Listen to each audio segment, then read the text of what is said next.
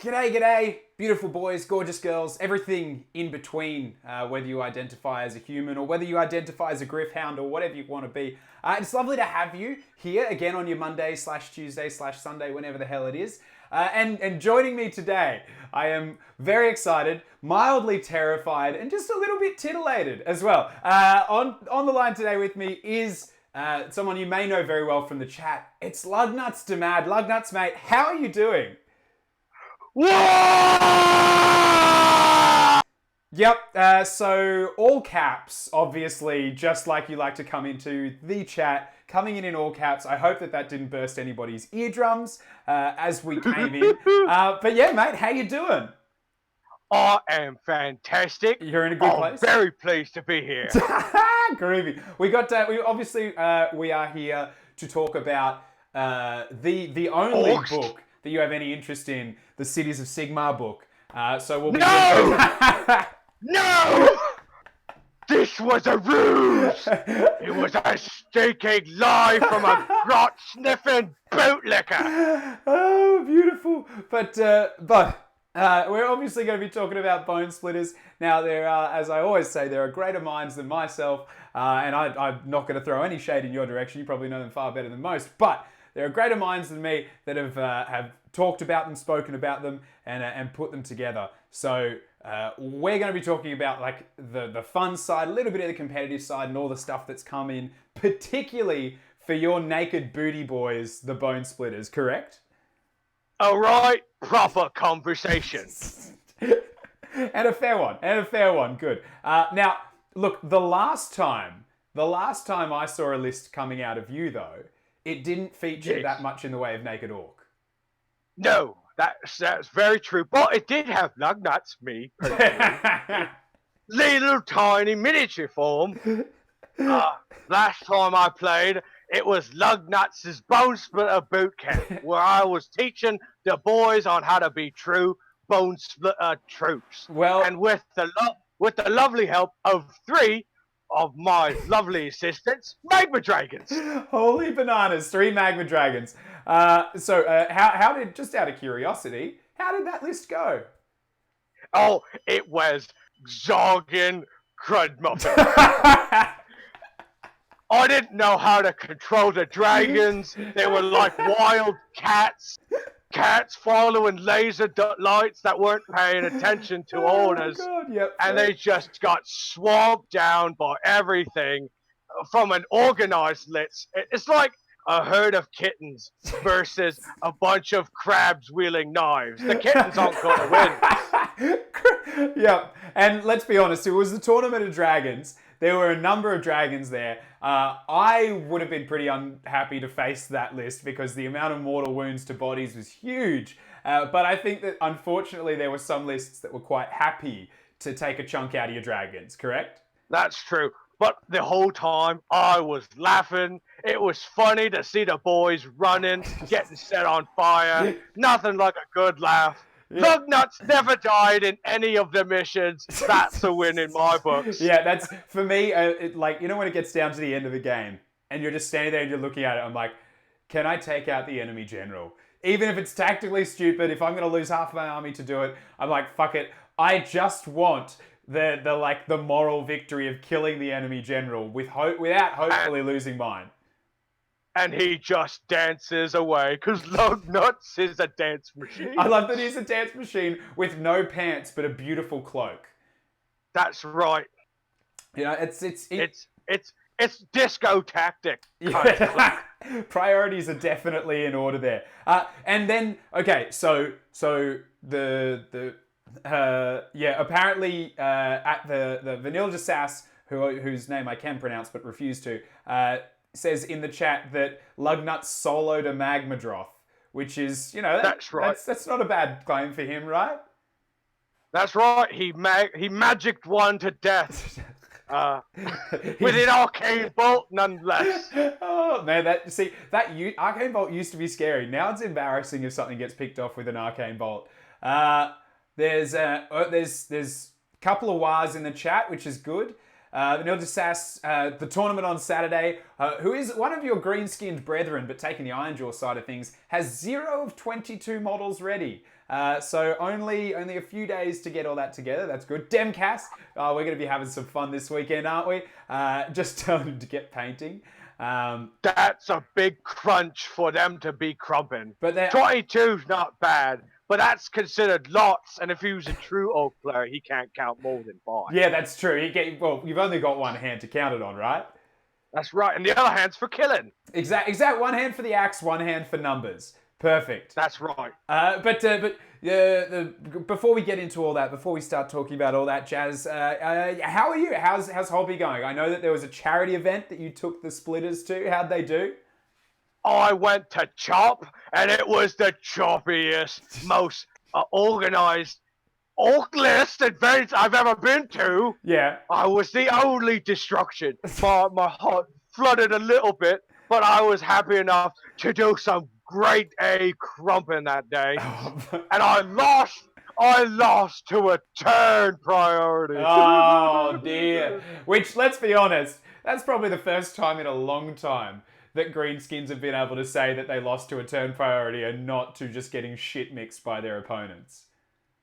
Technically, that's the first game I've lost in a very long time with me naked booty. Okay, fair. Okay, they're doing all right. But, and you were taking, like, what was it, 60, 90 naked boys in that list? All right.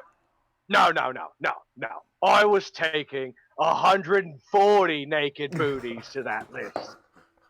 It was 60 arrow boys for the cunning, epic 300 blocking the sun's sight out of the sky with arrows. 2 units of 30 savage orcs with sticker spears and 20 savage orcs with chompers. And lugnuts and bonkers, the 2 orc heroes. So basically, you took more wounds than most armies can cause in a match. And that's right. And the plan was just to outbody them? Yes. I sat on every objective and I went, no, this is mine. No, go away. No points for you. And they're like, yeah, it's a hero-based one. You're not even scoring any points. You're like, I don't care. But I'm glad to see, though, I will admit, I am glad to see that Cunning Ruck and the Arrow Boy combination hasn't been as popular since the book launched. Just because it hurts me heart, me really? Green soul. Just to lose the Cunning Ruck, just to loot its change. I've made 3 units of 30 Arrow Boys, and you can only use max unit size of 20. I have 3 units of 10 Orc Arrow Boys that are painted different colors, which I can't mix and match now. Well, I've got to say, as much as I want to tell you that my heart bleeds for you, it unfortunately doesn't, because I've been on the end of that list where my opponent just rolled dice. We played 2 turns of the game, and all my opponent did was roll dice. I was like, That's my favorite part of the game. I love hearing the dice hit the table and then look at my opponent weeping on the other end. And your opponent's not weeping because of the amount of the damage. Your opponent's weeping because of the job of counting all of the dice and just being like, how many fucking hits did you get? But everyone in the chat, good to see you all. Demcast, Manila Sass, Nemesis, g'day, you beautiful, beautiful people. I know that a number of you are coming to the event this weekend, so let us know how you're doing. Now, Lugnuts, do you have anything you need to finish in time for the event, or are you all good? No? You're done? I just finished painting me Rogue Idol for the event. Okay, yeah, fair. Yesterday. I'm fully painted, and I'm just going to sip on me fungus beer every day until the day comes. Okay, first of all, we'll talk about it in a second. Rogue Idols, I feel, got a lot better, but we'll chat about that in a flash. I'm just sipping a lovely little whiskey here. What are you having a drink of? I'm having Summersby. What flavor? Blackberry. There you go. Good, because I guess it's a dark color. In the chat, let us know what you're drinking as well, because this show is powered by alcohol. Which I'm not entirely sure if I should be speaking that loud, but that's what we do now anyway. After this, I will actually be drinking a beer that was provided to me to drink like with you on this stream, if that makes sense. Ooh, yeah. Now, I believe this has something to do with what you said when you won the I think at the charity event that you went to, you won best sport. Sportsmanship. And you said something. You said something to that. I did. Do you want me to repeat it? Go ahead. All right. When the nice lady, Dan Miner's wife, great individual, great wife, beautiful people, when she, in the kindness of her heart, gave me the cup that said best sportsmanship, I opened it up and I screamed, I deserve this reward! And heard the horror on her face. Oh gosh. Well, that's like, to be honest, the Wet Coast GT, I believe it was V, Cool Bunny in the chat, who won best sports in that one. And like, our game was so great, and there was just so much like ripping going back and forth across the table and everything like that, that you don't have to be some demure like, oh yes, I hope we all have a wonderful time and let's all shake hands and sing Kumbaya around the campfire. Like, you're allowed to have a bit like that, but in the spirit of you screaming, I deserve this, while accepting a best sports trophy, the beer that I'll be drinking after my whiskey, as provided by Nemesis, is Arrogant Bastard Ale. And it says that it's a beer that even has a tagline, which I love. So it's Arrogant Bastard Ale, and it says, you're not worthy, which I can't think of a better one to be drinking off the back of that. So yeah, I mean, always good to hear that somebody has accepted the sportsmanship with such energy. Others in the chat, Sir Grail's just on tea today. I mean, like, we could go down the rabbit hole of English breakfast or Earl Grey, but we don't need to. Gnomesbane, Lagunitas, don't know how to pronounce that, Little Sumpen Ale, which sounds good. And Gnomesbane and Vanilla Sass seem to be drinking something called LMFAO. I assume that's just, something that you drink. For those who think that I don't know, it means, like, laughing my fucking ass off. Like, I am aware. I just want to put that out there, that I got that. That was a joke, and now I've had to explain it. I've killed it. But we're obviously, we've got a few things to talk about today, right? We've got send nudes. We have a nude, which I think is very timely. Is it a green naked booty? It's not a green naked booty. I'm just going to leave that there, and we'll find out as a group when we get to it. We're going to have a look at some of the lists that are coming. We're going to have a look at the missions as well. But the biggest thing that you obviously want to talk about is your lovely green booty, correct? I want to talk about my green booty every day, because I got booties for days. When you've got the booty for days, you never have to do anything different. So that's absolutely fine. Now, all right, well, but I know what everyone's here for. If you're here at the start of the show, we always do begin in one very particular way, and that is, we do have to send nudes. So obviously we... Show me your nudes! That's it, exactly. We're going to be sending some nudes. Now, so for those who haven't seen this show before, nudes is short for nice, unique drawings everyone scribbled. They tend to be things that people have scribbled in Microsoft Paint. Sometimes it seems like that they were put together in a heartbeat. And sometimes it looks like someone spent days putting every rivet on a steam tank. Last week's was very definition heavy. And now, Lugnuts, you can't see the screen at the moment, which means you can't see the nude. I will describe it to you, and then you will score it out of whatever scoring system you like. It could be out of 10, it could be out of numbers, it could be out of colors. How would you like to score today? Out of teeth. Out of teeth. All right. And is there a top level of teeth, or is it just, you're just going to give it a number of teeth? 5. 5. 5 is the max. 5. Okay, so 5 teeth. So the same number of teeth that you have, that's going to be the maximum score. That's correct. Okay, My good. teeth told me so. Yeah. All right. So today we only have the one nude, and I'm going to pop it up on screen for all of our viewers to look at now, and I will describe it to you. it appears half the screen appears to be some kind of a tower or wall. It's like grey bricks, and there's a grey bricks the whole width of the screen. It's massive, and there is a person in there who looks very, very surprised or scared or shocked. Like their hands are sticking their head out a window. Their hands are in the air in what appears to be terror. Wide-eyed, big, open, gaping mouth.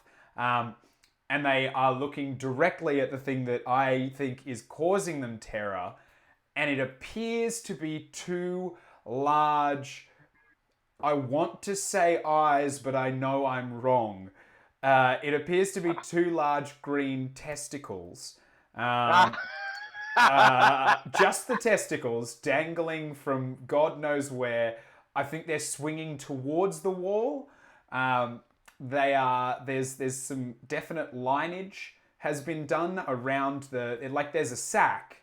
There is a sack with the testicles in it. There's lineage around the sack. There's been some hair drawn onto the testicle sack as well. And it has a title which is Gorka Morka, Balls to Your Walls. So I was just about to say, sounds like Gorka Morka's coming in like a wrecking ball. All he wanted was to break your walls. It's haunting. And then the thing is, their size is quite daunting. And like, there's just do you have any questions? Is there anything I can tell you about this image just to draw the picture a little bit more for you? All right. Does it seem like it was done with crayon and off the go, or did someone take the dead ass time to draw this? I'm gonna go that time. It's not crayon. It's done in paint. Okay.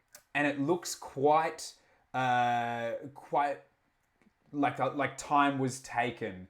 Like there's curvy lines that I assume are to try and show the shapeliness of the satchel that the two large eggs are in. So they had to do some research on sacks and then redraw them, but add the little green texture. Yeah, there's two tones of green as well.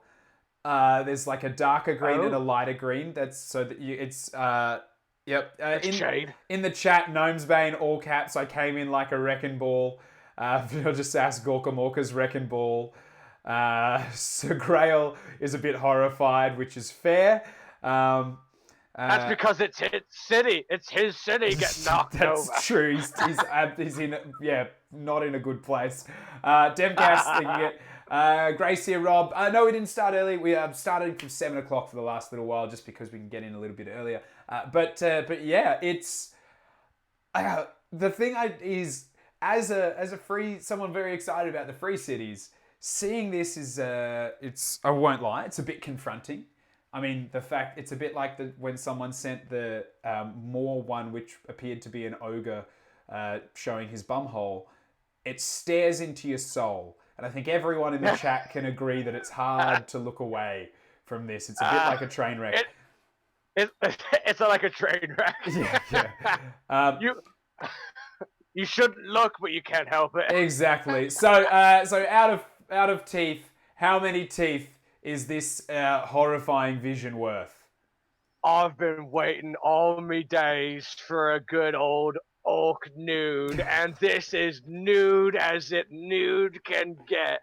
I'm gonna say lots out of 5 teeth. Lots out of 5. Okay, fair. You heard it here first, folks. The large green wrecking balls of Gorka Morka are getting lots out of 5. Because obviously once you hit 5, orcs can't count any higher than that, so you just go with lots. So yeah, beautiful. Right. Wonderful, congratulations. It is... Yeah, I'm taking it off the screen, otherwise I won't stop looking at it. I'm probably going to make it in my wallpaper. All right, well, it was emailed to me, so I'll flick it through to you and you can put it wherever you want. I don't want to know.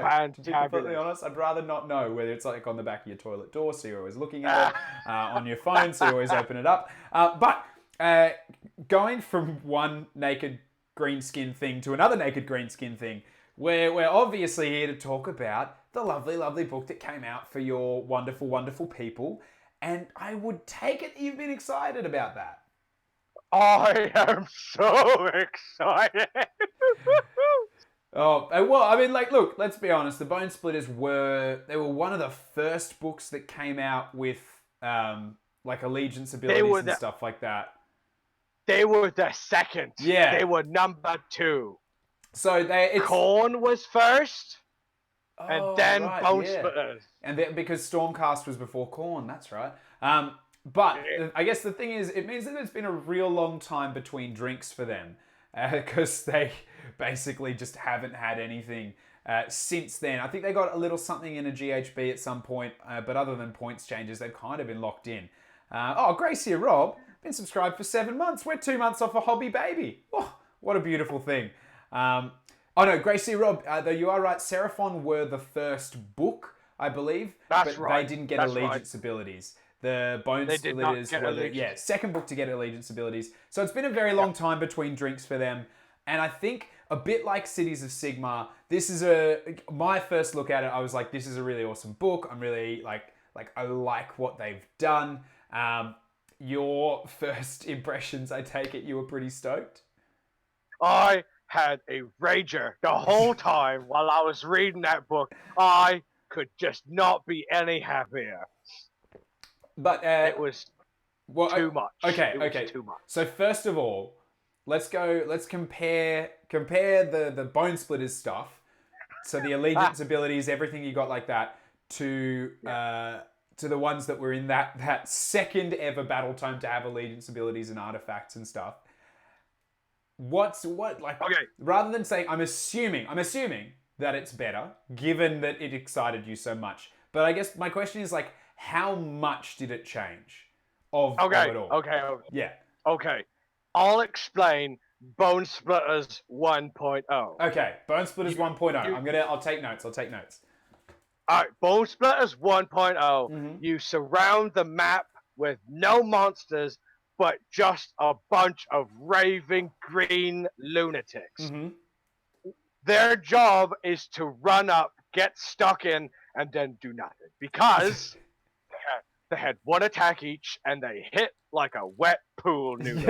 I actually remember that. I remember the first time 30 Bone Splitters went into one of my units, and I was just like, oh, this is it. I'm done. Game over. They're just going to rip through that unit and punch a hole in my line. And then they killed 2 models. And I was like, oh, did they... And I was waiting for my opponent to go and grab other dice and be like, oh yeah, that was just their bite attacks. Now I'm going to do their punches, and then I'm going to do their stabs. And it was just and he just put his dice down and looked at me and was like, your turn. And I was like, wait, what? That's right. That's what Green says we're good about. Their whole thing was about winning by attrition. Yeah. Because it was 60 blooding, zogging wounds that always got a 6-up armor save. You could be the bestest 6 flat damage corn git, and I roll a 6 and you do nothing, and it was my favorite. Which, okay, not bad. However, when that's your claim to fame is I'm orcs who are mildly durable, I feel like it's not really doing them the justice that they deserve. It wasn't. It was all the Arrow Boys. The Arrow Boys carried the game. Arrow Boys carried everything because they hit in melee just as good as the melee orcs. Except in range, they got 3 zogging attacks for some reason. And you could put them in a cunning ruck where you were like, okay, so in my first hero phase, I shoot 140 shots or 120 shots and I generate more shots. And then in my shooting phase, I'm going to do that again. And your opponent was just after moving. Yeah, and you could cast a spell to move them in your hero phase, couldn't you? So I can't remember what exactly it was. It was horrifying. The other thing that I did like though, I was on the pointy end a number of times of the what are the big unicorn dudes with the one big spear that run at you? Oh, yeah, big stabbers. Big Stabbers, that's the one. Yeah, I Yes. I loved them. They're great models, and they were pretty chunky though. Like considering Okay. they were only Okay. two. Yeah. Okay. Go. That was the second best model in the entire lineup. And they would run in, kill things, and as they died, they would throw their spears and kill more things That's what I remember the per most. guy. I remember them going in, and like I was like, oh wow, they did a lot of damage. And then I killed them, and then as they died, they were like, surprise mortal wounds. It's like, oh, That's God. right. Which probably the three of them that I thought were, I was like, oh, they'll do a little bit, but they'll probably be no stronger than like a chariot. They did an insane No. amount of damage for their points Yeah. and what they were. But a unit of 30 in the old book was like, it was terrifying to look at on the table until it did anything in combat. And then you were like, oh, you guys Yeah. are not good at this, are you? No, they're not. Okay. So, I did a yes. I go. did a statistic, Hmm. and I was okay. Big tournament armies. I'm gonna say some numbers. I'm gonna put on my thinking cap. Yep. A basic tournament army is good at maximizing 40 successful wounds a turn. Okay. All right. Right? Okay. Yep. That's a tournament. That's most tournament armies. A bone splitter tournament army with no arrow boys and no big stabbers, with all of their models attacking at once, dished out a successful 10 wounds per turn. well, I mean, because so clearly they were top tier. I don't know why we've rushed out to get a new book for them. Right? Oh God! I mean, like, to be fair, cheers by the way. I just heard you open up a new one. What are we going to go with? Let's go a little bit more whiskey here, and then we'll move on to the arrogant bastard ale. But yeah, I mean, like with an average of 10 wounds a turn. God, Successful. What are you? 10 successful. True. Yes, 10 successful wounds. What are you complaining about? Like, obviously, that's so effortless. And I won games with that 10 successful wounds. And because I wouldn't care what the other person brought. My goal is to run on the objective and then just dogpile it. yeah, just like when other people zone out, Bone Splitters are like, I'm gonna do that, but with bigger bases, more wounds, and more models because we're That's cheap. exactly right. So if Skinks might be the masters of movement zoning, Bone Splitters are the masters of just plonking green on objectives until your opponent can't touch it. That's right. Okay, so that was, and yeah, as you say, that was Bone Splitters. You won some games. I know that there are a couple of Bone Splitters players in Australia that did okay with them as well. They never really like blew minds, but they did okay with what was objectively one of the weakest armies and the weakest books out there. No shade, Yeah. no shade. Like, but No, it's great being considered the weakest and beating your opponent with it. My favorite thing about getting wins with Dispossessed is just how terrible they are in most people's hands, because they are a really tough list to play and they've got some punch. I won't lie, they have a lot more punch than Bone Splitters had, but they were really, really tricky to list and play. So whenever you got a win, it was like, yes. Whereas Slanesh players, I assume whenever they get a win, they just kind of like look at themselves in a mirror and then just go like, yeah, you won, but you could have done better. They like touch their chest hairs a little bit Yeah, while shirtless, and I could have done better. Yeah, they're just like, But- we won the game, but did we really win the game? My opponent didn't cry. I had to play all 5 turns. I usually like to have 5 keepers on the fucking board by turn 2. But that was your experience of them in their original form, right? Was there anything else in that first book that you want to like comment on to kind of mirror into the next one? Okay, yeah, Magic, go. Magic was very silly back then. So if you rolled doubles in that book that gave you automatic successful cast, like if you could roll double ones and that was a successful cast. And your opponent couldn't unbind it, correct? He could. You most definitely could. You just hopefully you get that when he's ran out of unbinds. Or I Because guess you had a the other side, bazillion. for a long time, you had to unbind within 18 as well. So That's casting right. on a That's double right. one, you're like, sweet, it goes off. No chance to unbind. Yeah. Ah. Yeah. But with the doubles, would give you an extra spell. It would give you extra bonuses on your Mm. spells, and it would kill D3 Savage Orcs, that is the closest unit nearby, as their heads explode. So you know. Good. Perfect. So good. Yeah, Sir Grail's pointing out that he had nightmares about those Arab boys as well, which is very fair. They emotionally scarred me completely. So that also there was that spell that made them absolutely fly, like and literally fly, didn't it? If you got doubles, Ah, or was that a dance? it was called Hand of Gork, Yep. and Hand of Gork or Mork, as it's written in brackets, would pick up a unit, and that would double their movement speed. And if you rolled doubles, it would triple their movement speed and give them fly. Both would give you fly. Which I remember the first time that happened to me. I was playing a lovely bloke in Australia, Mr. Gammy, and he rolled it, and he had some. I think we were only playing like 1,000-point game, and he had like the war pigs, like the naked dudes on the back of pigs, and then he just looked at me, and I think he was like, they can move 33 inches or something like that. And I was playing Dispossessed, so I'm like, great, I moved that sounds 4. right.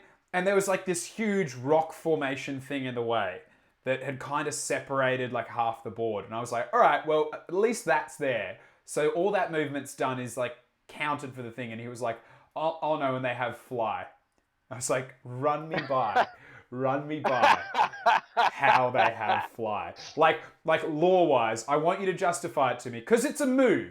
It's not it might be called Hand of Gork, but back in that one, you didn't take them off the table and put them somewhere else. So Gork wasn't... No. That's the beauty about that spell. It describes it as if you were a player picking up your models and putting them somewhere else. but that was the thing. I was like, so it's Hand of Gork, and it's supposed to be him picking them up, but it's a move. He was like, yes. I'm like, okay. How are the pigs flying? And then he showed me some bit in the old book where it talked about them like running up the sides of mountains and stuff like that. Yeah. And I was like, okay, all right, whatever. These 33-inch beast monsters. Anyway, that was really, really cool as well. There was obviously lots of silly stuff in that original book. Super silly. The mask as well. I remember that nuking me once. The mask that could kill your opponent and then kill you. Yes, if you roll a 1, you suffer D6 mortal wounds. But if you roll a 2 up, a target unit can suffer on a 2 to 5 D6 mortal wounds. On a 6, 2d6 mortal wounds, and it's a once per game. But then you can nuke yourself as well. If you roll a 1, yeah. But, yeah, it was like, I remember that thing coming along and just like laser masking a couple of my characters, and I was like, fuck you, Cyclops. But it was hilarious, if not as competitive as it could have been. So now the new books come out. Let's talk about the main differences between that being the experience of book 1. I think it was the second or the third army book ever released. Or no, it might have been a little bit later than that. And compare that to the one that we just got now. How do you feel? Oh, okay. So, me and my buddies, the Ward Saves, as you may have known from Tactics, we've all been talking about, because New Zealand leaked all the rules super early, because, they're champions in my books. Oh, yeah. They're pretty decent. They're close to Australia, so a lot of our criminals probably got over there. So we're all leaking shit left, right, and centre, like a leaky boat. And we looked at all the war scrolls and the rules, and I was like, oh, they got better. Everything got better. There's no nerfs. Everything got better. And my heart sank because of uncertainty. I was like, oh no, my points. They're going to raise my point. And they didn't raise the points. They made them better, and they made them cheaper. Well, They reduce the points. but I think again the thing is though, when you're like I was listening to a podcast the other day that was talking about like your point of reference, right? So I mean I'm not going to go too far into it, but let's take like Slanesh or Flesh Eater Courts. Their point of reference for they are now the point of reference. Like if you compare armies to them, and their point of reference previously was like a 0, and they both went to like 100, right? Yeah. The old Bone Splitters book, I'm gonna argue, was like at a -20. So improving their rule. Well, like you said, 30 of them could hit a unit and do nothing. So Yeah, that's right. All they've done is they've increased their rules to be probably what they should have been all along, and then reduced their points to a level that probably makes up for it. Now, I do think that the meta is in trouble because there is some concentrated green hatred coming in the very near future. But I like that suddenly they're back in there. Let's see if I'm saying the same thing in a little while's time after they've shit all over me a number of times. But the thing I do like about them is that I feel like I probably get to play the game against them, which when it comes to Flesh Eater Courts and Slanesh, I often feel like you don't get to do. You haven't played Bone Splitters 2.0. No, I haven't yet. Okay, so correct me, run me by it. What are you gonna do that's gonna stop me from actually playing my game? What am I gonna do to stop you? Yeah. All right. So, half of every unit in my entire army can move a free 5-inch move at the beginning of the game.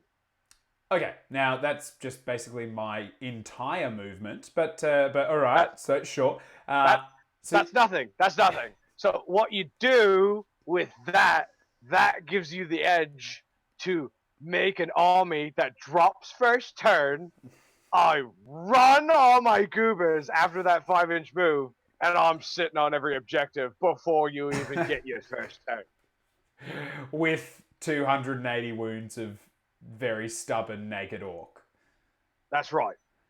Okay, now doesn't seem like crazy fun. However, still, it's kind of, I like that they build a wall with their bodies and then just look at you. Yep. And it's like some 300 stuff where they're like, we're just going to stay here and you're not going to get through us. But the other thing, so Vanilla Sass in the chat pointed this one out to me today.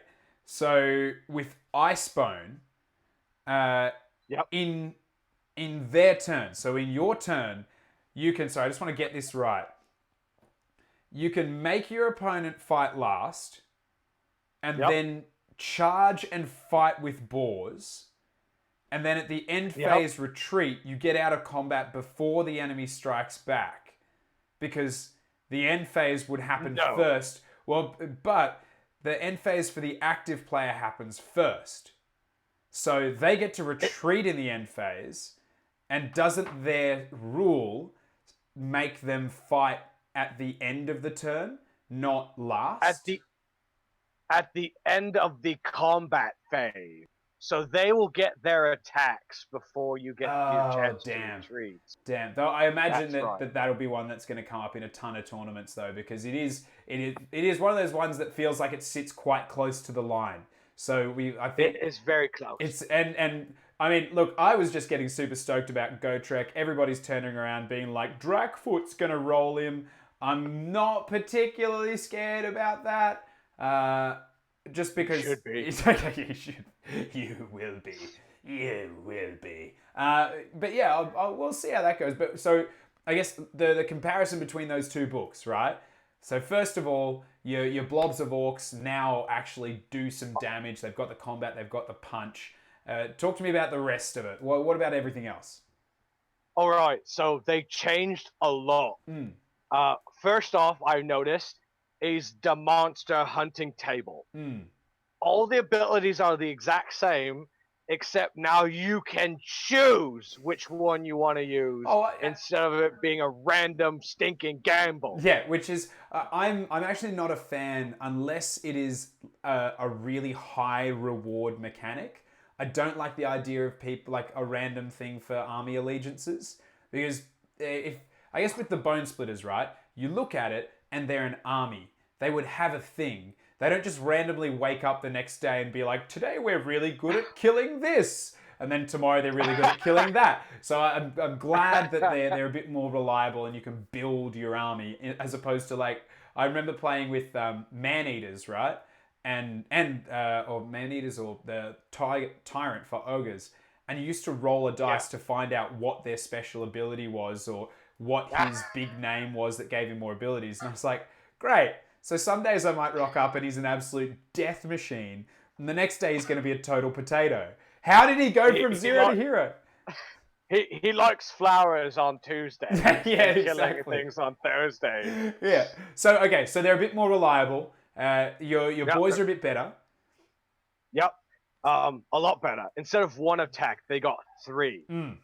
Which does seem more in line with what I'd expect. Well, it's the same amount of attacks as Arrow Boys, but cheaper.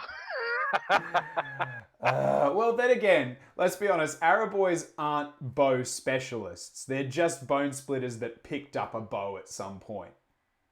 And a handful of arrows and firing it at once. Or even pointy sticks. Let's pointy sticks. Yeah. Let's not go and put it up there too high. They just broke a bunch of arms off some dryads and started firing them back. Okay, so magic. How are we feeling about the new magic? I love the magic. All right. So the first book was 50-50 offense buffs. Right. A lot of them were okay. There's only 1 or 2 spells that I really liked, and it was the Hand of Gold, which is the movement one, and then Spirit of Beasts, which is the +1 hit, wound, and charge. Right. Now they've added in some new spells. They changed up some old ones, and I love 5 of them. 6-1 rubbish. Squiggly Beast Cursed is a pile of dookie, and whoever says it's good is a zogging git and doesn't know the one thing about heroes. If a hero is within 3 inches of another hero and he's a wizard, that's a dead zogging wizard. Not a good place. Unless it's Nagash. There's like one circumstance where your wizard is happy to be standing next to him. However, I got squiggly beasted once with my dispossessed, but that was the old version of Squiggly Beast, not the new one. Old Squiggly Beast, it was phenomenal. New Squiggly Beast, blah. It's not quite there, but rot trash. Yeah, but being able to have a spell lore where you're like, I like 80% of the spells. You know, like that's pretty bloody awesome. And what's better is that War Dogs got better. I need more War Dogs in my life. Well, they have a warehouse somewhere in Texas where it's just War Dogs, and they're like, right, we gotta make these units zogging cheap and blasting good, just like so that we can sell all these stupid resin models. Yeah, and hey, look, the Bone Splitters range, beautiful models. So it's kind of nice that they finally are going to be played. Except the War Dogs. I don't mind them. They got that like little, I guess they're standing on 1 foot in their resin, which is always a pain. But your magic's better. Basically, everything's feeling better. Is there anything that... Everything's better. Is there anything from that first book to the second book that kind of lets you down a little bit? I am upset with the War Clan changes. Right. Now, I feel 1.0, the War Clans, were top-notch, top dog, key point, beneficial, had to take. Yep. Now, I look at the War Clans and I go, yeah, they're nice, but man, I really want some of these command traits vanilla Bone Splitters have to offer. Yeah, right. I think, and you don't get them with the new War Clans. Oh, of course, because that like kind of supersedes the old stuff, doesn't it? Yeah, you have to take a command trait and an artifact that the War Clan offers now, and they're zogging terrible. It's to make up for all the zogging good that some of the just key abilities that the new War Clans have. To make up, he's like, oh, you get this really cool faction ability, but your hero has a fucking shit artifact that he'll never zog and use. Yeah, well, that's what they did to Stormcast as well, right? Like they're Oh, often okay. your Stormcast. You hear a lot of players. I mean, now that doesn't go across the boards. They are not made equal. But some of the commander traits and I think they get a bonus command ability in the first artifact they have to take, and it's just like, these are a bit of a wet fart. But when you have the abilities that their freaking storm hosts give them, it's just like, yeah, well, eat a sack of dicks. I'm never going to need this artifact anyway. Yay. That's exactly what's going on. But which, I mean, look, if I had to decide for the dispossessed what it was going to be, I would do that 100% of the time. Okay. Yeah, I mean, I'd trade a dodgy one for that. Now, Bone Splitters. Let's say you're I want to put this to you. If you're a used car salesman, okay? Yes. And Bone Splitters, I don't want to throw any shade. They're a bit of a used car at the moment. Okay. Sell them to me. Sell me playing Bone Splitters now based off of the Uruk War Clans book. Okay, here's what the pitch is. All right. Do you like screaming, raving lunatics? Do you like to shout at your opponent, to throw millions of dice and just see them choke, red-faced, blushing, and have a dogging good time as you move 1,000,000 models more than your opponent and watch them weep as they cannot remove all of these models because they have an armor save and a Zog and feel no pain? And watch them just slowly whittle down to a 2,000-point army and just be surrounded by naked green butts. Then Bone Splitters is the army for you. They're loud, they're mean, they're green, and they're in charge. And I guess the other thing you could do with them too is deploy them facing backwards so that your opponent has to stare into the bums all game.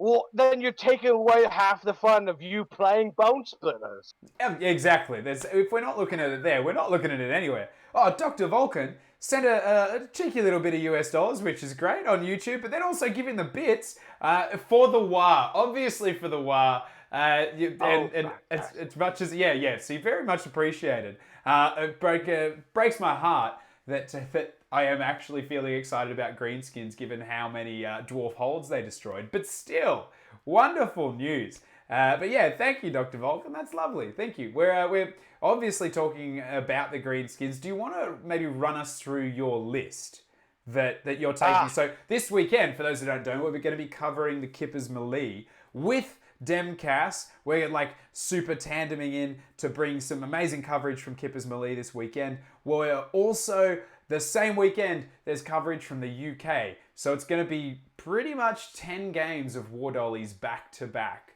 over Saturday and Sunday, which is going to be intense. Who knows if the tech's going to hold out, but I'm excited. We're going to find out together. So tune in this weekend for those who aren't playing. But your army, your list that you're taking, do you want to quickly run us through that and maybe use that as like a watermark for how we're feeling about it? Okay. Yeah, so I've got it here for everyone who wants to follow along, but do you want to quickly just read through the list, let us know what it is, and then we'll go back and talk about the awful things you're planning to do with all these naked greenskins? Okay. I do want to say this. This was not my first choice of an army list. Okay. My first choice of an army list was Lugnauts the Mad and 180 Savage Orcs. So 360 wounds of Savage Orcs, you say? It was just 6 units of 30 Savage Orcs and Lugnauts laughing away. Okay, and then what made you rethink? I didn't have it all painted. Okay, yeah. That was the kicker. Fair. So not that you looked and saw that there was like a hero/wizard objective or anything like that. Like, no. No, I didn't give a damn. I didn't care about the Zogan objectives. I'm gonna block your wall, and then Lugnuts is gonna strut his way to an objective, and none of your heroes is gonna sit on one. Like, that was the whole plan. That's Yeah, but not painted. That was the kicker. That's Okay, why I so didn't take so it. unfortunately had to bring some other stuff. Right. So instead of one hero and 360 wounds of savage orcs, what are you That's right. bringing? What are you bringing? I'm bringing Glugnuts to Mad Me, myself in miniature form, Yep. obviously. I'm bringing Bonkers, my savage big boss, leader of the Brutal Ruck Battalion, which is needed. Uh, I'm a huge fan of Trailer Park Boys, and I was talking with Wyatt, with the ward saves, and how I was looking at all these war docs that I have, No, no. and I named them after the Trailer Park Boys.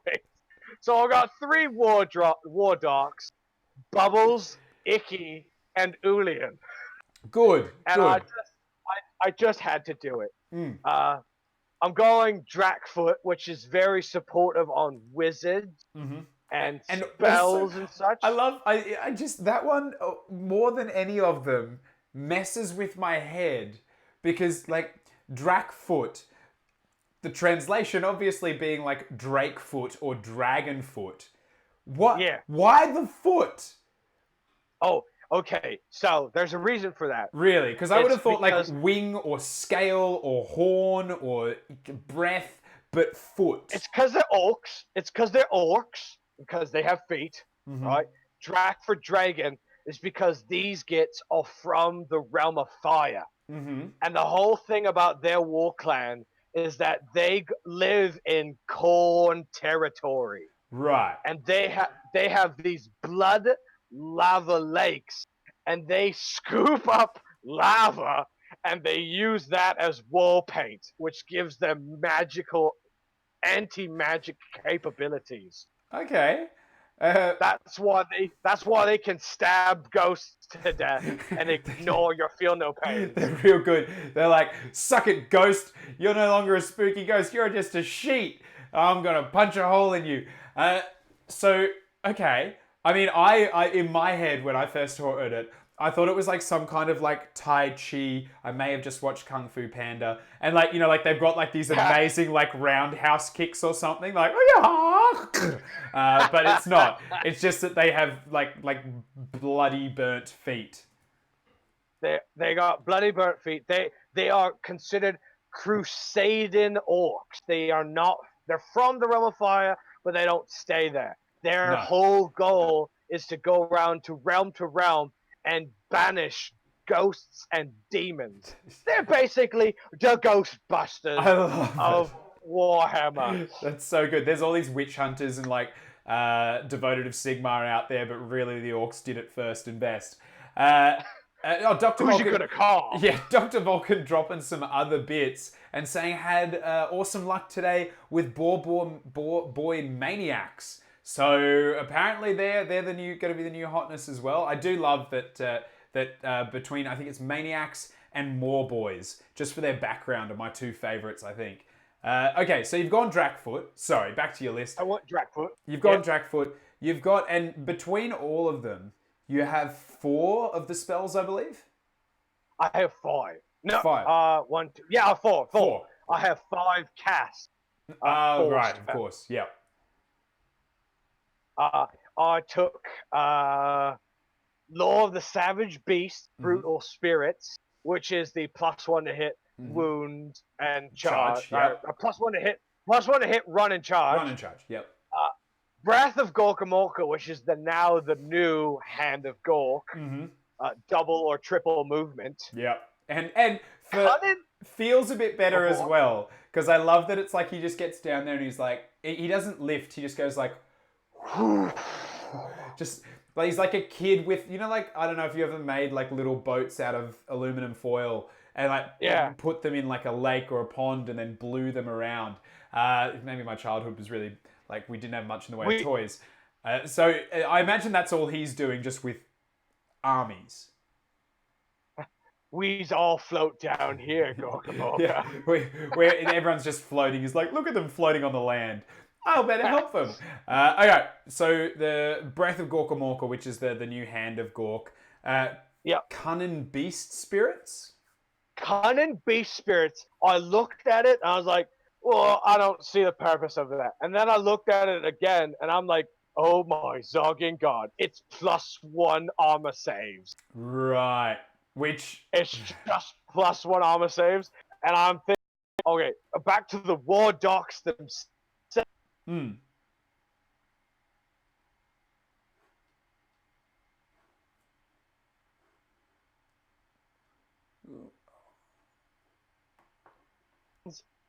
Heal D3 Wait, sorry, will... I think it just... I just lost you for a heartbeat there. Go back again. So the War Docs, we were talking about the War Docs run me through their guts. The War Docs have prayers and spells.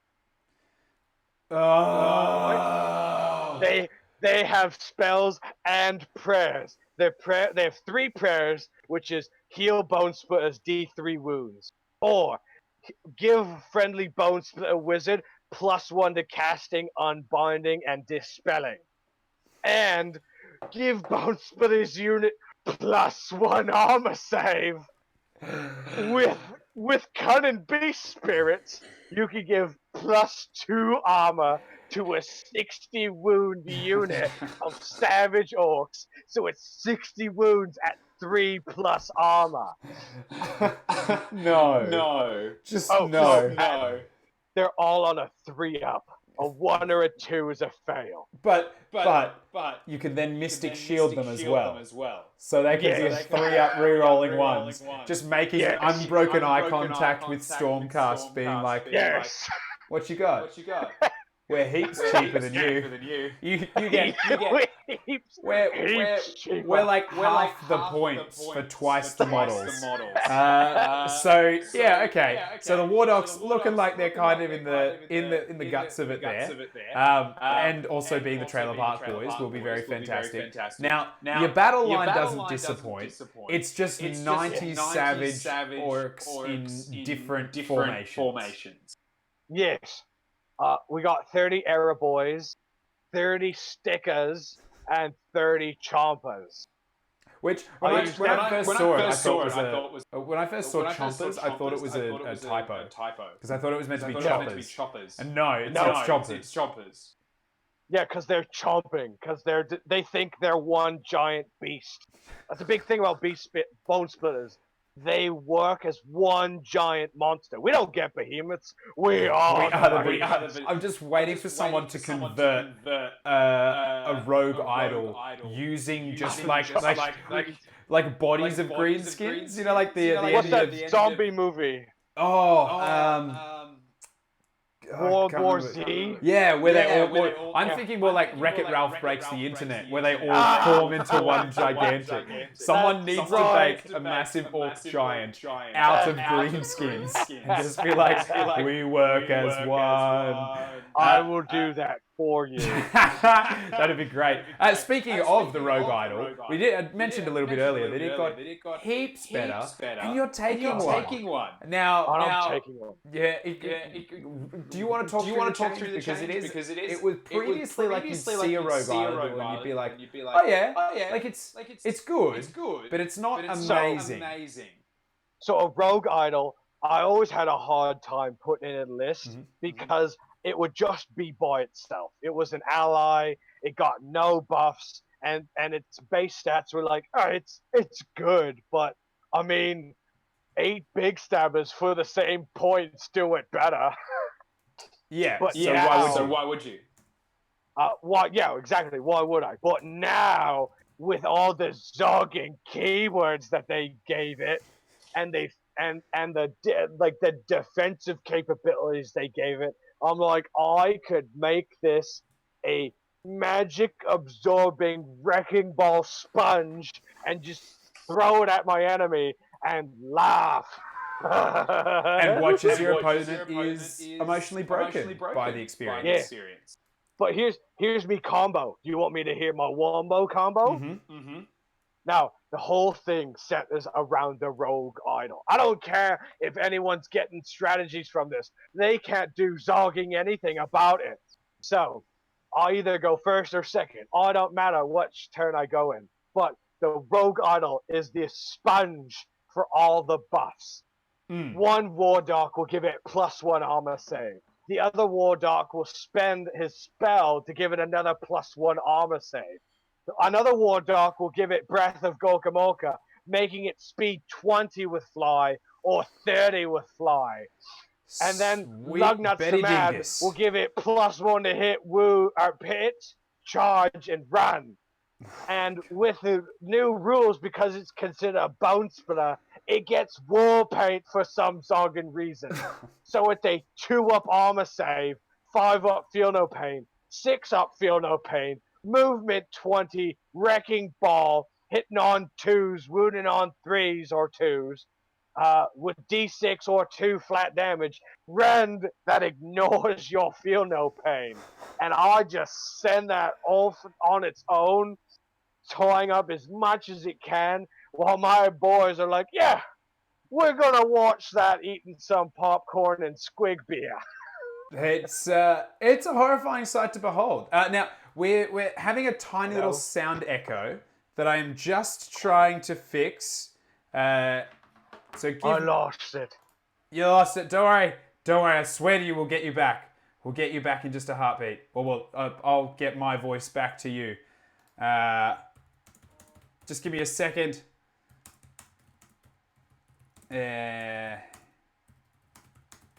Hello? You are still live. Dan, I think you muted yourself. I muted myself to you. I know. You're a thing. I'll fix you. Lights will guide you home, and I will try to fix you. Let me put that in there. I'll be back. I can still hear you, mate. So can the show. Yeah, okay. We still got you. We're now taking over Lugnuts' prime rib hour.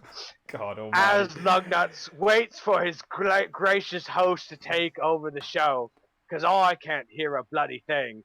I'm just going to have a great time talking about orcs and how great they are. Because we don't want to just sit in complete silence as we wait for Dan to get his zogging shit together. A great story. Okay, Lugnuts, can you hear me? Oh, I can hear you. You ruined my story. How dare you? I was terrified of what was about to happen. Okay, so I just want to double check. Lugnuts, you can hear me. Chat, yes. Can you hear me? And also chat, can you still hear myself and Lugnuts? I believe you should be able to. And is the echo gone? Is the big bad scary echo gone? Quit pushing, zogging, bopping buttons. There was honestly, there might have been a button push. I'm so sorry for everybody. Thank you so much for your patience. There was 100%. We had a small hiccup a little while ago, and I believe it freaked out my system, and it decided to just fix it in a hideous way by providing you all with an echo of my voice. So thank you, but also you're welcome for getting twice the voice for half the price. Maybe? I mean, I got 0 of the voice, so I want a voice refund. Okay, good. I will definitely and you haven't been getting the double up, so that's okay. Nemesis Assist has been subscribed for 6 months. We are 2/3 the way to our hobby baby, which I'm very, very excited about. But I guess the other thing with to go back to the Rogue Idol just before we had that little sound hiccup there. Yeah. You've called it the Green Bastard, which is... That's right. Very fair. But in a list now, you used to kind of see them in pairs, to be honest. To make them competitive, they almost needed to be 2 of them so they could work in tandem. Now they're just like a big, just hate machine, right? Now, so you didn't hear any of my strategy. Oh, no, I heard it. I heard it. Okay, all right. Yeah, it's horrifying. But it's more that it's now, I like that it's something that, it's a cool model, right? Awesome model, awesome concept, and you can build a list with it, not a list around it. Does that make sense? So, yes, it's great in a big wog. That's where it'll shine. That's where all the buffs it will get. That's where I have 3 of them. And that's where I want to use 3 of them, is in a big wog army. No. So 1,200 points in Rogue Idol.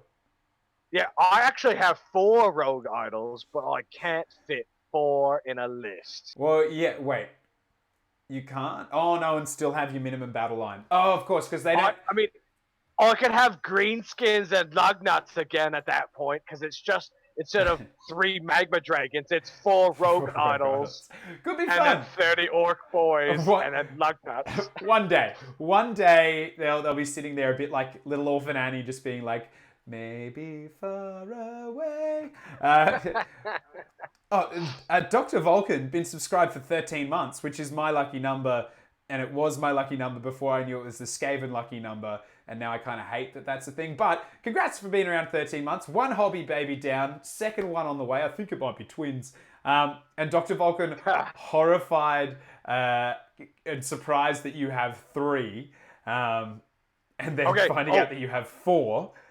And All right. And I was only ever Do you want to seen know 2. about? Do you want to know about all me monsters that I own? Yes, go ahead. All right.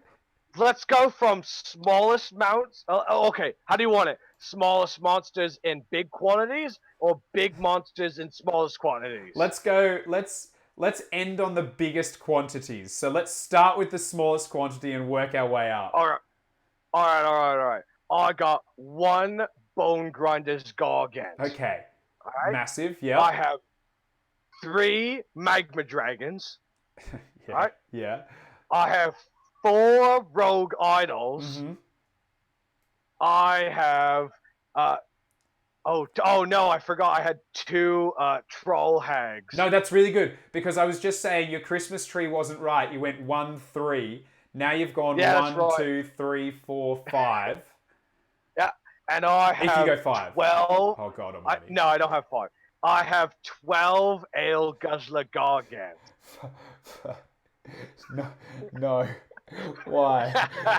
You know, like Because somewhere they. Yeah, go on. Because 12 make an even 2,000 points. And isn't there a formation that you can take now? A mercenary thing that lets you make one of them a hero? Or maybe I'm making that up. No. The Chaos one can be a hero, or you can have 1 to 3 brothers. Oh, that's right. You can't take it twice. But 12. I think there's somewhere there's like every now and then there's obviously like a Games Workshop board meeting thing where they're like, okay, so let's talk about what we're going to cut, what we're going to take out of rotation. And every time, because of maybe the age of the kit, like the Gargant is there, and they're like, now the Gargant, oh no, we can't take the Gargant. We sold 12 of those to like in one city. We can't possibly take that off the list. And like you are single-handedly holding production of that one kit. When I worked at Games Workshop, I think we sold maybe 3 in the whole time I was there. And 2 of those was in that kit that came with 2. So it's not even a big sell. But there we go. You were keeping them on track, and just in case you ever need to do 2,000 points of giants. I want them to be their own faction. So badly. Well, maybe they'll have the something option for them in the Ogre More Tribes books. Although they're slaves for the ogres, aren't they? I don't know. I don't play bad armies. Oh, but you did for a while, son. But yeah, okay. So you're in Monster City, and are you planning on doing this? You did 3 Magma Dragons. Are you gonna do a 3 Rogue Idol list? Oh yeah, I've already made one, and they hit on 2s, wound on 2s, re-rolling hits and wounds. That was the thing. I was like, whenever something like hits and wounds on a 2, and then re-rolls it, I'm like, why? Yeah. If you're already on a 2, you don't need to be any freaking better. They just, Jesus. Okay, like something like Gotrek, I'm like, yeah, I see that. He's 3s and 3s, so he gets re-rolls. It means he's quite likely, but there's a chance, and he'll probably drop 1 or 2 a turn. But then that, I'm like, is it that good in combat that it's just 2? If it's just gonna do it on 2s with re-rolls, just say it always works. But then again, I guess you can wound them down a little bit, right? So the hitting on 2s re-rolling won't change, and the stomping feet wounding on 2s won't change. It's the fists Yeah, that's that'll the be like it's still wounding on 2s in the first bracket, and I have +1, so it's like normal bracket is here. I got it right here. 2s, 3s, 3s, 4s, 5s, but with the +1, it's still 2s, 2s, 2s, 3s, 4. Yeah, well, good to see that that Forge World's definitely going to be making a bit more money, so they can keep making things for us, which is lovely. Now, Brutal Ruck, which would probably surprise some people because I feel like there was really only two that you saw a lot of, and that was the Cunning Ruck, which you saw everywhere, and occasionally the Teeth Ruck. So Brutal Ruck. I'm an idiot. I don't know what it does because I never got played against it. What does it do? I used Brutal Rock in first book, and no one saw its potential. Mm-hmm. And its potential in the first book was that you auto run 6 inches. That's a free command point of running right there. So now all of a sudden you're speeding around. Now it allows you to run and charge, which I rarely do. So I just did it for the extra artifact and to reduce drops. But you're possibly the most pacifist greenskin player ever. You don't want to charge people. You want to just get on the objectives and start having a little bit of a rave dance party and let them come to you. That's exactly it. It's Lugnuts and his 3 support dancers. Yeah, good. He's got just a little team behind him that's just like they're. I mean, let's be honest. Lugnuts is Beyonce, and the rest of them are all the other Destiny's Child members that went on to have fantastic careers.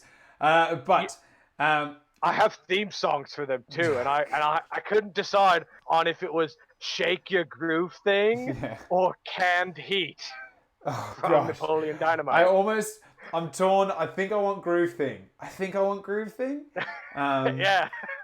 It's a hard decision. Yeah. And Venerdasa's commenting in the chat, which I think is really quite a good comparison in the same book, being like, oh, you're not charging turn 1, and then looks at his Gore Fist. Because obviously, those who don't know, that's the Battle Pigs, and it flies across the table, hits you turn 1, and basically tries to cripple you before you've been able to do anything. It's the Flesh Eater Court's move, but on a much more acceptable scale. Okay, so that's your list. Super quickly. Yeah. Do you mind if we maybe have a chat and get your opinions about some of the lists that we're bringing that are going to be showing up at the event this weekend at Kippers Melee? I want to fight Slanesh so zogging bad. Well, what can you tell me? It's okay. So Slanesh. Let's have a look. We'll start with Slanesh because that's as good a place as any to enter. Slanesh.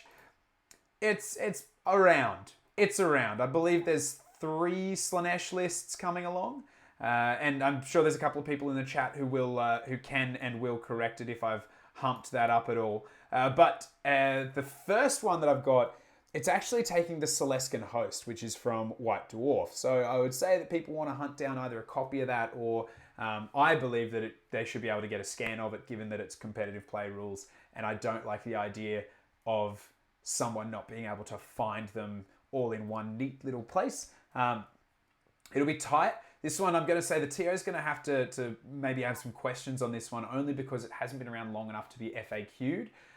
But it's Celesk, the 2 super booby dudes, the 2 Keepers of Secrets, and then an Infernal Rapturous, which is... Oh my god. Yeah. I'm so happy. That's it. So happy. So 2 Keepers, I mean, that's your dream, right? Though, your entire army is a dream to Slanesh because everything's depravity points. But then, I don't care. That's true. But then outside of that, 3 10s of Demonettes, minimum battle line, a unit of 6 Fiends, which is super awesome. I actually haven't seen that much of Fiends since they came out. I know a lot of people love the models, bought them up, but they were just... I mean, when Keepers were so good, people were putting points into Keepers. And then the Epicurean Revelers. I'm probably pronounced that wrong. So you're looking at the thing that I guess is nice not to see is I don't believe this has the formation that lets you double your depravity points, which is horrifying. The Celesk formation is... Oh, no, maybe it is the one that... Maybe it's just the army-wide, but I think it doubles their depravity points, which means twice the Keeper summoning. Ooh, that sounds so much fun. More monsters, more monsters. Well, I mean, look, your opponent probably gets to a point where they're like, I can't spend depravity points. There's no board space, and I've run out of things to summon. But yeah, That's my plan. it's kind of terrifying. So that's the first of the Slanesh lists. To be honest, it is definitely a list. Oh, for everyone in the chat, if you want to check them out and have a bit of a look, I'll pop in I'll pop in a link to it right now, just to, if people want to jump on to the Google Drive and have a look. There's a link there. You may need to download it. It's a bit of a big file to all of the lists and everything that we'll be talking about in the next little while. So that's one of the Slanesh lists, which, good. The second Slanesh list. I have to say this. I'm very happy it's only 96 wounds. It's a very, 96 wounds, you're not packing a lot. But it's obviously one that, because it doubles, I believe it doubles its depravity points. Again, people who've read White Dwarf, correct me if I'm wrong. It's going to summon very, very quickly. The second one, a little bit more standard from Gyron, because obviously Gaia Strike was wanted to be taken. There's no other reason to be from Gyron. It's a Godseeker's Host, which is, for those who haven't played, it's probably, I'd say, the most common. It's the fastest, the zippiest. They get buffs for charging and they move like crazy. And it is 2 Keepers of Secrets and 2 Infernal Enrapturouses. So there's a lot of depravity coming out of this one as well. 60 Demonettes, Epicurean Revelers again, and then the Supreme Cyberates, which I haven't really seen that much of. So that's kind of cool. But yeah, it's again, and they're all going to have the artifacty, the sacrificey stupid thing. But yeah, it's interesting. I'm not seeing 3 keepers, so not as horrifying, but still kind of horrifying. They could have put 3 keepers in it. Definitely, and I would not have been about that. But yeah, it's going to be a competitive one, I think, because anytime you got 2 keepers, they're just so too strong. I think the hard thing is that it's quite light on the ground on deployment, with only 3 units of Demonettes and 4 heroes. You normally see the 6 heroes. So it could be one that maybe needs to risk it for the biscuit. And against a strong shooting army, which there are a couple of those coming, that can pop the keepers early, the Enrapturouses could be kind of easy pickings, though they're pretty safe from stuff. Sorry, Dr. Vulcan asking for the link again. Just lost it in the chat. There we go. Beautiful, man. So yeah, it's not crazy bad, but still very optimized. And a keeper with fucking Gaia Strike is just like the worst day anyone could ever have. And then the last list, which I've actually played against, is Veronica's Pain Machine. And I've played this list. It's actually because that way it gets the Thermal Rider Cloak, which is another favorite to stick on a freaking Keeper of Secrets. And then the Godseeker's Host again. Now this one is still only 2 keepers. However, she does a dirty thing. She does a dirty thing. Have you ever known of this dirty thing? No. So I don't think it's been FAQ'd yet. Nemesis Assistance is commenting that it's changed a little bit, which, it really has. But the dirty thing is you take a 1-use only artifact, right? And the Slanesh terrain piece, for those who don't know, you can sacrifice an artifact to it to basically the artifact is lost, it's destroyed, and you roll a dice and you get some buffs based on it. Now, what she has is a 1-use only artifact. So you use it at the start of the very first turn, and then you throw it into the fire and burn it and get a buff for nothing. Because just because you have a 1-use only artifact, it doesn't go away when you use it. You can just only use it once. So it's a horrifying little combo. I'd heard of it before, but I hadn't had it done to me. And then she did it to me and I was like, oh, damn, that's rough. And her Keepers of Secrets are pretty rough. It's Thermal Rider Cloak and sneaking up really fast on you. They are terrifying. 2 Blade Bringer Chariots, which again, also terrifying. Mortal wounds, lots of wounds on them too. I think they're pretty close to being like a balanced thing. So right, I think Lugnuts, you generate almost enough depravity from them dying to summon a new one. I'll fight that. It's an Orc's dream, right? It's just like constantly cycling. Hold on. I have a question for summoning. Hmm. Can they summon them gits anywhere on the map? Or if I swarm their heroes, is there restrictions? I believe it's 9 inches away from enemy models and 9 inches away wholly within 9 of a hero, or wholly within 12 of a hero. So if they're all surrounded, yes, there's no room for them to summon. Oh, this is gonna be so much fun. But the downside to this list is its battle line is only 2 units of 5 Hellstriders and 10 Demonettes. Which means it's a pretty tight one, though there is a spell portal in there because Jesus Christ, they wanted to get you worse. So yeah, if you can surround them, you're pretty good shot at not letting it through. Slaanesh is a really tough one, I think, unfortunately for combat armies. I know that you want to surround them, Lugnuts, but let me ask you a question. Yes. If you go up against something that makes you fight last and can fight twice and blitzes you before you have a chance, what are you going to do about that one? I'm gonna fight it, and I'm gonna have fun, and I'm gonna laugh at their salty tears as they don't kill me. Actually, it's true because you'll be a 3-up re-rolling ones. Yeah. So yeah, which is that's not exactly the kind of way that you want it to happen, but hey, that's okay. Now, otherwise, across the lists, I know that you'll be excited. There is Vanilla Sass is bringing his Infinity War 2.0. There was an Infinity War at Kippers earlier this year, and it was back when you could buy just a ridiculous amount of command points. This one is a bit more tamed down, but it is still 18 Gore Grunters and then just some heroes to back it up, which is freaking insane. So how did you feel like looking at what Ironjaw's got out of the Warclans book as well? Did you feel like a little bit like, oh damn, we should have gotten that, or were you okay with it? Okay, so Ironjaws, I really feel they buff them to shine for tournament. Mm-hmm. They changed the points. They made them easier to play. Playing Odd Boys was a mess with all their different weapon profiles and different building. Yeah. They just made it one clean sheet. Made all the buffs easy and simple to understand and plentiful. They're now definitely ready for the tournament scene for the amount of fucking shittery that they can cram down. So many axes that they can cram down someone's throat. It's unbelievable. I like that your suggestion there is that it was just too complex for Ironjaw's players. They play Ironjaws for the simplicity, for the peace.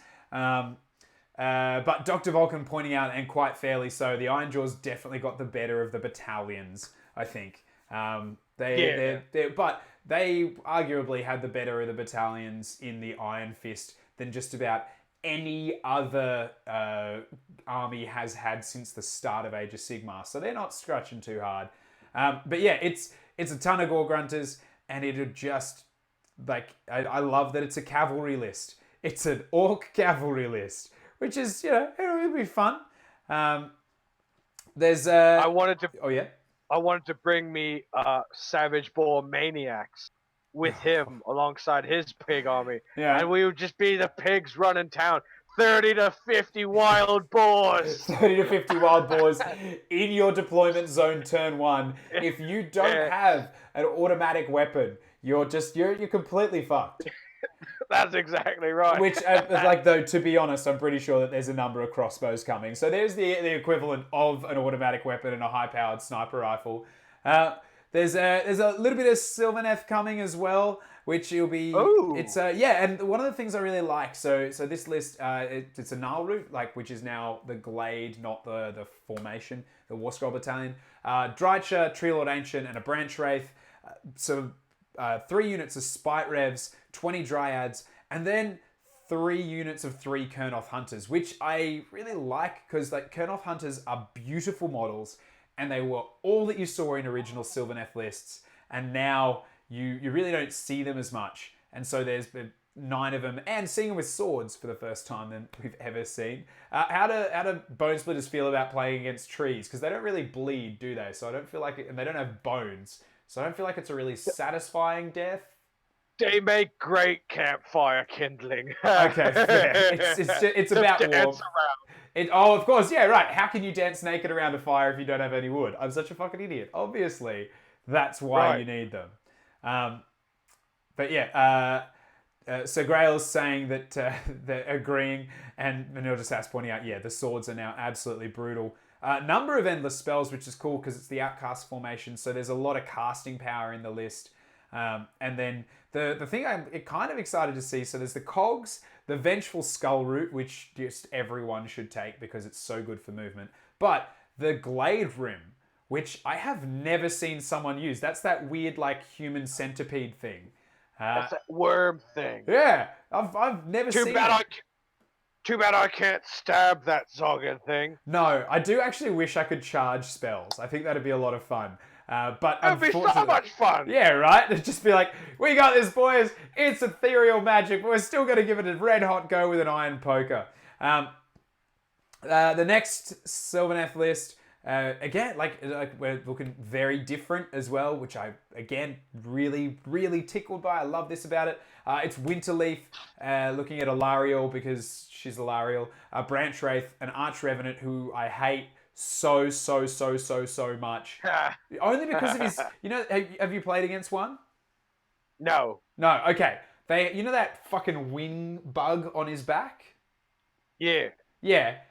He can sacrifice a wound he can sacrifice fly to not take a wound. Yeah.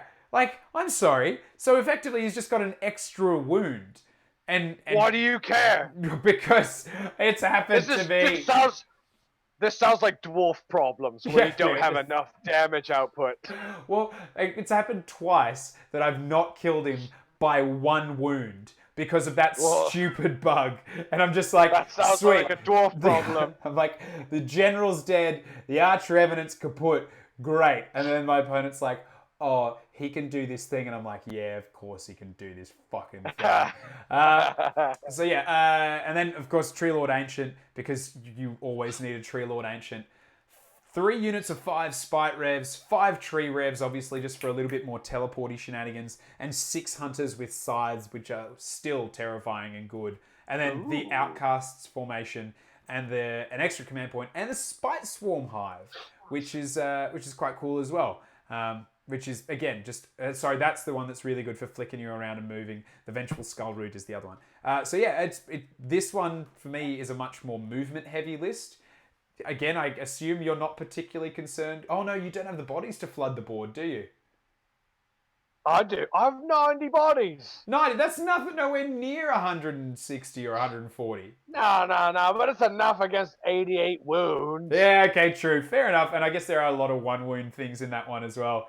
But I guess the hard thing, though, is with Alariel, you're probably looking at like 20 Dryads or another unit of Hunters turn 1. So I'm looking at a monster with a giant punch me sign on it. Okay, fair. And then there's also the Tree Lord Ancient there, who I'm sure, and it's got the Ethereal Amulet. So you go, though I don't think it works against the Ethereal Amulet, does it? They FAQ'd it today. Not. Yeah, it doesn't. It does not. Which is stinking hits. Yeah, they took that away from me. I love that everyone saw it and was like, oh my god. But then they kind of, which is fair. If you pay points for it and take an artifact, you should at least maybe be able to have that artifact. But then again, some people brag on. I don't believe it. No, I refuse. I utterly refuse. Okay, so then where are we going at? So we got some gits coming. Which how do you feel about gits? I love laughing at them so much. Yeah. Okay. Where's them gits? Where's them gits? Which is one of those ones that I guess it's fun, but they could outbody you, which would be entertaining to see. So Skagrot the Loon King, who is just an absolute boss, and that stick is terrifying. When you've got little 5 and 6 wound characters, so his shooting attack, for those that don't know, continues to do a wound to your character until they die every turn, which is just terrible on low wound heroes because he doesn't have to do much to kind of know that they're dead by a certain point. Cave Shaman, because of course you need a Cave Shaman. And then a Loon Boss on Mangler Squigs with the Griff Feather Charm, so he's harder to hit. That's funny. Yep, good. Which makes sense. Somewhere he's probably got one feather. But he's protecting himself. Yeah. So obviously not the... I wonder what he's doing. Like, he's the boss on a giant mangling crazed squig. He's got this feather, and he's like, "You can't hit me." It's probably like he's making the squig sneeze and like jerk around a bit. As like an axe is about to go down, he's like, "Yeah, I need this thing to move," and then he'll like tickle it, and it'll like jump somewhere else. That's my thought of it. Yeah, what Demcast is saying, the Gits would laugh back at you, and suggesting it's in his cap. I think, okay, so making it laugh. I'm going to offer a third alternative to both of you guys. I reckon he's just holding it. He's been told it's magical so no one can hit him. And he's just yelling at the things in front of him. Every time they go to hit him, he's like, "Oh, no. You can't hit me. I have a magic feather." And they're like, they're just so confused that they don't attack. And it's a self-fulfilling prophecy. He's like, "Haha, yes, my magic feather is wonderful." It's super effective. Yeah, I mean, I do dig Mangler Squigs. You don't actually see them that much in really competitive lists. A lot of the really competitive Gloomspite lists tend to shy away from the random things that they can't rely on, which is funny that Gloomspite's strongest wins have been off lists that had no unreliability. But 120 stabbers, 20 shooters, 2 units of 5 Loon Smasher Fanatics, which is awesome, and 10 Boiling Rock Bounders because the Knights are great. And my favorite endless spell, Mork's Mighty Mushroom. Because sometimes you just get this like legendary quarterback pass, right? Where he throws it across the map and it goes... I had it happen to me where my opponent... I played actually the same guy twice. It was hilarious. The first time, he just spiraled it so far past my lines, it was almost a max roll, that it just missed me completely and was in the backfield. And then the second time we played about 2 weeks, 3 weeks later, he rolled all ones except for 1-2 and basically just like dribbled it out and dropped it in front of him. It's a great spell, but it's so bad. The one fungus that I fear the most. Oh, really? Yes. That's the one fungus mushroom cloud that gives me the chilly willies. It's done bad things to you? Well, to me free peoples, honestly, me orcs haven't fought it, but they're like, that's one mushroom you don't eat. No, it goes bad for everyone. Cool Bunny's signing in from Chicago. Good to see it. Had to say hello to you, Lugnuts. She's signing in just to say hello to you. There you go. Bunnies aren't cool. Yeah. Oh no, they're lovely. They do some wonderful things. I want to fight you.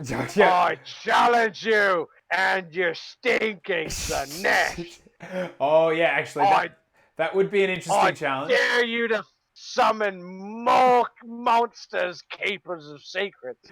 And give me a good time. The last time you were throwing shade like that, you were taking 3 Magma Dragons, and it didn't tend to go so well for them. So, no. Now it's changed. I've learned. My teeth have given me a better strategy. And now I'm ready for the fight. Oh, good. Oh, thank goodness. Well, because in that case, then I'm sure that nothing could possibly go wrong. Nothing could ever go possibly wrong. No, of course not. But yeah, I like this list because it's like heavy grots, and then it's leaning, like its success is on the cool classic grot stuff, like Mangler Squigs, the Loon Smasher Fanatics, and Squigs. I like that. It's a traditionalist's list. It's back to a simpler time, perhaps. And I appreciate that. That's going to be a long movement phase. That's good. Well, hopefully movement trays. Pray for movement trays. Hopefully. Next is our first Gristlegore list, which is, I would say probably is not something you're terribly disappointed by, but only 4 monsters. Like, oh, geez. Only 3 Terrorgeists and a zombie dragon. But But don't worry. There's 2 abhorrent archregents and a Ghoul King on Royal Terrorgeist. So there'll be probably like 50-ish summoned freaking stupid dingus ghouls onto the table. And Not enough monsters. and a royal menagerie, a chalice to keep them alive. But yeah, this is the terror that when people talk about Gristlegore and how messed up it's kind of rough. It's like I'd point that. you give it a shot. Okay, but when they can throw an abhorrent Ghoul King that makes your unit strike last, who can then pile in and attack twice before you get a shot, that's going to be rough for one of your units. Okay. Hear me out. Yes. Listen to this, all right? Let's say the Terrorgeist does 30 wounds, right? All said and done. 30. How many orcs is that dead? 15. It's only 15. That's true. But if he gets to pile in and attack twice, he can nuke you before you got a chance, which I think is where the scary thing will be. Though the flip side is, let's be honest, this list is a monster hunter's dream, and you have a monster hunting army. I'm so excited to fight this because the Rogue Idol is a monster hunter now because it's Bone Splitter. Yeah, for some reason, this inanimate pile of rocks is really good at hitting them. I'm Monster Hunter too. Yeah. He's like, where did you learn this? You don't have a brain. You are magic-powered rocks, and it's just like, but I'm really good at this one thing. Now piss off. You're a glorified golem. All right, so now coming along, re-rolling ones. G'day, mate. Just dropping into the chat, checking in to see if I'm interviewing Santa. I am. I'm interviewing the Naked Green Santa. It's a really intense thing. We're all on the naughty list, apparently. Ho, motherfucker. Yep. So looking at that one, kind of happy to see it. Now, this next list, though, I personally, when I first saw it, I didn't rate it particularly highly, but I did see that it would be a problem for a lot of armies. Turns out it is actually heaps more like bum-squeezingly tough than even I gave it credit for, and so I do apologize. But it's the Nagash list. So it's Nagash and a Necromancer, no formation, 2 units of 60 zombies, and 40 skeleton warriors. So it's a throwback to the early Legions of Nagash days when you just take Nagash and a metric fuck ton of things in huge hordes. How would we feel about this? Because we're looking at 1 wounds, only 1 monster who'll stay well away because he's got a spell portal to be slinging his stuff through at you. How would we feel about it? I'd fight that. Would you now? Okay, you haven't said that yet. Yeah. Okay. All right. I'm not worried. The monster that's staying back. I'm hoping I get a double on my cast and make it so my Rogue Idol moves 30 and fly. And I just punch the gash in his stupid face. So at least with breath, I can accept that they can fly because he could blow hard enough. I just wish they took mortal wounds still if that happened, because surely Mork doesn't have the delicate tongue and mouth control to do that. But yeah, I mean, Gork is doing it. Mork is doing it wrong. Yeah, they're just so, it's like, why are you being so gentle? And then blows so hard, it flenses the skin from their bones in like this spray of gore. I have very strong problems with how much restraint those 2 are showing in the new book. And he looks over to another unit. Who's next? And they're like, no. No. Don't worry, boss. Don't work yourself out. We got this. We'll walk. Jesus, he has no idea, does he? None. Like I love the idea that maybe Bone Splitters are just regular people, and it's all Gorka Morka just being like, "My children, I will help you," and they're like, "No, we're so good. We's good. Jerry, we's good, you boss. Good? Yeah, I'm good. We're great." And he's like, "No, I help you. The hand was too violent. Let me give you a gentle bro in the right direction." And they're just like, "Oh, sweet Benny Dingus," and they just get shredded. Okay, personally, this list, I think it takes people by surprise, and that's how it does good. And, of course, Nagash, with that Umbral spell portal, gives his little wet willy of doom such a massive range. It's just insane. But I would always insist on the dice in the hand. I would never want a dice roll. I would always want I'd be like, no, you put one in one hand, and then we're going to go from that, because that's what I want to look at. But yeah, next one coming up is one that I feel you might be okay with having a go at, because it's Stormcast. Ooh. So you got a pretty standard stock across your heroes in a Lord Arcanum on the righty thingy, a Lord Arcanum just on footy thingy, a Knight Vexillor and a Xeros, and then a Relictor with translocation. So between the Vexillor and the Relictor, they're just teleporting everywhere. 15 Liberators across a 10 and a 5, 9 Long Strikes, Jesus, and 10 Sequitors, a few Prosecutors, and then a Ballista as well. Now, is it Long Strikes expensive? Yes. Long Strikes, man, 9 of them have definitely gone up in the world. However, it is Anvils of Heldenhammer, so they're going to get to shoot twice a turn for a command point, which is 100% what it's there for. So yeah, it's a bit of an intense one, and I think that it's nice because it's mixed arms as well. You've got movement with the Prosecutors, you've got Sequitors and Liberators for bodies. There's a little bit of shooting, but not a lot. This list doesn't really rely on any one element, but that could also be its weakness, right? Because it doesn't have any particularly badass hits outside the Long Strikes. Though it does have the Dias Arcanum, which you very rarely see, so that's cool. It's nice to see a little bit of flexibility. So yeah, I'm kind of keen. I think it'll do well, better than a regular shootcast list. Have you gone up against like the purely shooting Stormcast list yet? Oh, me poor wizards from days of old at Wet Coast. Yeah. They was just going on for a walk because their bones hurt. And then these Stormcasting skinks showed up out of nowhere and shot them like a Norwegian driver. Oh no! Oh God!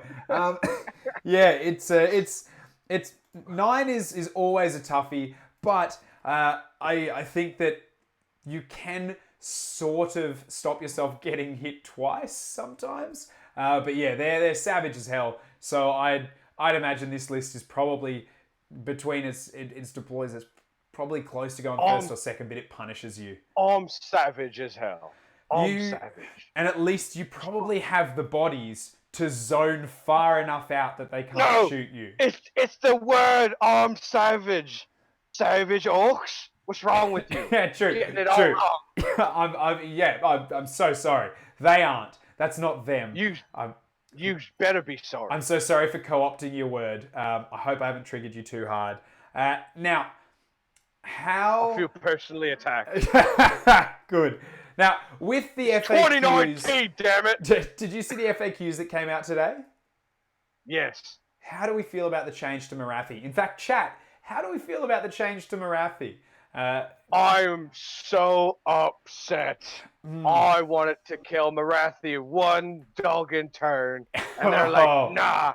And this makes me think that they're going to go to another bunch of heroes and remove the negated keyword and go, oh, it's just ignored. Yeah. Making Drakfoot completely useless at that point. Yeah. And why bother? Everyone has ignored and not negated because English is a bastard language. Yeah. And it can be served in so many different ways. Well, look, and I think I get what they were trying to do in that, but at the same time, there were only a couple of things, right, that could specifically get through and do a ton of wounds by getting past some of those rules. Only a couple. Very specific. They didn't really have to take it away, right? Like, it was only in very unique circumstances you'd pull it off. Yeah. So, yeah. I think that, and, tournament play, it had to be like a matchup. But yeah, she really doesn't have any real weaknesses. So it's back to the 3 wound max. Now, I'm not sure, actually, chat, if you can like double check that you can still hurt her with endless spells beforehand. I'm not sure if that still works. She may just be now a flat 3, which is kind of rough. But I think endless spells that go off before the turn starts still do a few extra damage. So like maybe that would help. So yeah, Tomb King Tristan, g'day mate, good to see you. But she can't be insta-ganked. However, this list coming up, I am torn. Do you want to know why I'm torn, Lugnuts? Why? Because it's going to tear you apart? No, because it tears my heart apart because it's a Daughters of Cain list with Gotrek in it. And I get to kill Gotrek. Oh yeah, there's a number. There's a number of Gotreks coming along. So it's interesting because once you put, I think Gotrek in a Daughters list is actually really exciting because it changes up lists a little bit. So it's a Hag Queen on a Cauldron of Blood and Marathi, not 2 hags because you can't fit them. Then there's just Gotrek all by himself.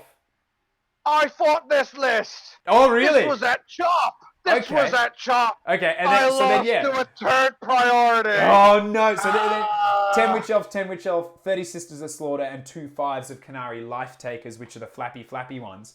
Okay, so you obviously you went down on a priority roll. How did you feel? Because a lot of people, when Gotrek was released, everyone was like, "Oh, it's terrifying," because they both have all these immortal like rules to keep them alive. How did you find playing against it?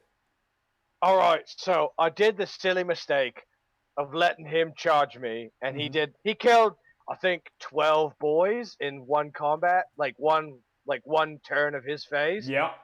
And then the silly thing was I forgot to retreat out of combat to grab a point. Oh, and I'm like, I just gave him a free round of combat, and he killed the other 18 Savage Orcs. Oh yeah, with nothing. He's such a menace. I love him. But that's it. That's all he killed. I was like, I'm just gonna stay away from him because he moves 4. And the whole match, I danced around him, and he did zogging nothing. Well, you know what? Good to know. Good to know that he was there. But and for just 520 points of showing up to the table. Personally, I've had great experiences with him. He's done well. I'm just horrified, as is the chat, horrified and disappointed that he's surrounded by flimsy elves. Next list we've got for you. It's a Khorne list. Now this one I am really tickled by. Okay, so I'll read the other stuff first, and then I'll go to the bits that tickle me. So there's the Hex Gorger Skulls, right? Which just about every Khorne list has to take. They're too good not to. They're fantastic. They're shutting down magic, blocking big areas of the board. Your opponent can't dispel them. They're fucking great. They're also easy to get out. 2 10s of Blood Reavers, 5 Flesh Hounds, and 5 Wrathmongers, that's cool. That's cool. Not going crazy. It's average. Yeah, it's okay. There's a Blood Secretor. Good. Yep. Need the banner. Get the extra stuff. Yeah. Slaughter Priest. Got some prayers. But then this is the thing. So previously, right, I got really excited because there was a list that took one of every Bloodthirster. Now this list has a Bloodthirster of Insensate Rage, a Bloodthirster of Unfettered Fury, and a Wrath of Khorne Bloodthirster. But then it also has Scarbrand. And that's, for me, I'm just like, oh, yes! So finally... He's my favorite. He's my favorite. Yep. This person. Who is this person? A very fantastically named bloke named Dan. So just a wonderful name. All 4 Bloodthirsters.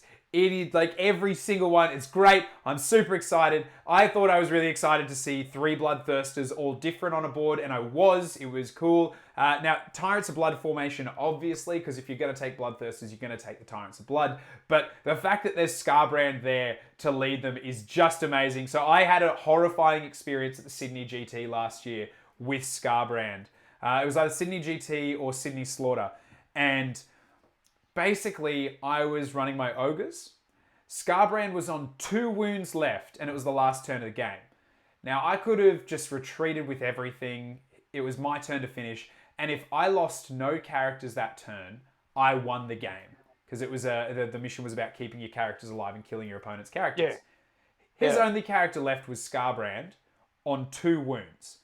I had a fully healed up Stonehorn, and then I had a couple of other units. I went, you know what? Scarbrand's on 2. I'm going to kill it. So I charged the Stonehorn in. Stonehorn does D6 mortal wounds when it charges. I rolled a 1. So this Scarbrand is now at his max line. And I'm like, all right, that's cool. I'll attack with the Stonehorn first. It has 3 weapon profiles. It had +1 to hit. It's got tons of rend on the horns. It was unwounded. I'm like, this dude is taking him out in a turn. Scarbrand not only didn't take a single wound, he then turned around, took the Stonehorn by the horns, twisted its freaking head off, and then, I don't know, breathed fire in the stump. And then he turned around and killed all of the Ogre Bulls that had charged him, all of the Iron Guts that had charged him, and the Tyrant. Because I'd put it all in there, being like, if I kill Scarbrand, even if I lose one other hero, I still win. So having 2 heroes in there, he's not going to kill both the Stonehorn and that. He killed everything he was in combat with, just without even looking at it. And I was just sitting there like, what the fuck just happened? So he's terrifying, and I love seeing him there. Okay, you do like fighting monsters. Would you take this list? I do. I would so fight this list. Okay, I'm so excited to fight this list. I'm calling it though. Like his army is like the unstoppable force, and in most other situations, I would say your army is the unmovable object. I think this might be one of the few situations where the unmovable object proceeds to be a little bit more movable. I want to fight it so bad. Okay, all right, you're after it. Dan Wright. If you watching this, use my Zoggin hero. Two green thumbs up. Good. 2 big angry green thumbs. The next list is one that I'm sure you're quite familiar with. Those who went to Attack X are probably familiar with as well. It is the Blood Crusade of Mr. Knights. Khorne, Reapers of Vengeance, because of course Reapers of Vengeance are freaking awesome. So Grail Walkall, who you are in the chat, lovely to see you here. Has been upgraded though from a dude riding on a thing. He's now a bloodthirster. So congrats. The last tournament he was just a Lord of Khorne on a Juggernaut. Yeah. He's done some serious converting. Oh, so, it's tasty. So the whole story with his guys is that they're semi from the realm of fire, beasts, and metal. And a lot of it you'll see is metal. And the Bloodthirster is actually an armiger converted to shit. That's wicked. It's the knight piloting this giant murder robot in the age of Sigmar. That's so good. That's definitely because they're Khorne. Khorne has all the workshops and the demon foundries as well. So for sure that'll be put together. There's also the Herald of the Crusade, who's his blood secretor, and then there's a couple of slaughter priests there. Father Sebastian being my favorite named slaughter priest. There's also the Carnifex, which is, it's a lovely reference, but Father Sebastian, I just love this, like, the idea of this portly old slaughter priest walking around being like, oh yes, and a blessing on you, son. Sebastian has some blood warriors who have had their ranks thinned since the last time I saw them. It used to be 30, it's now just 10.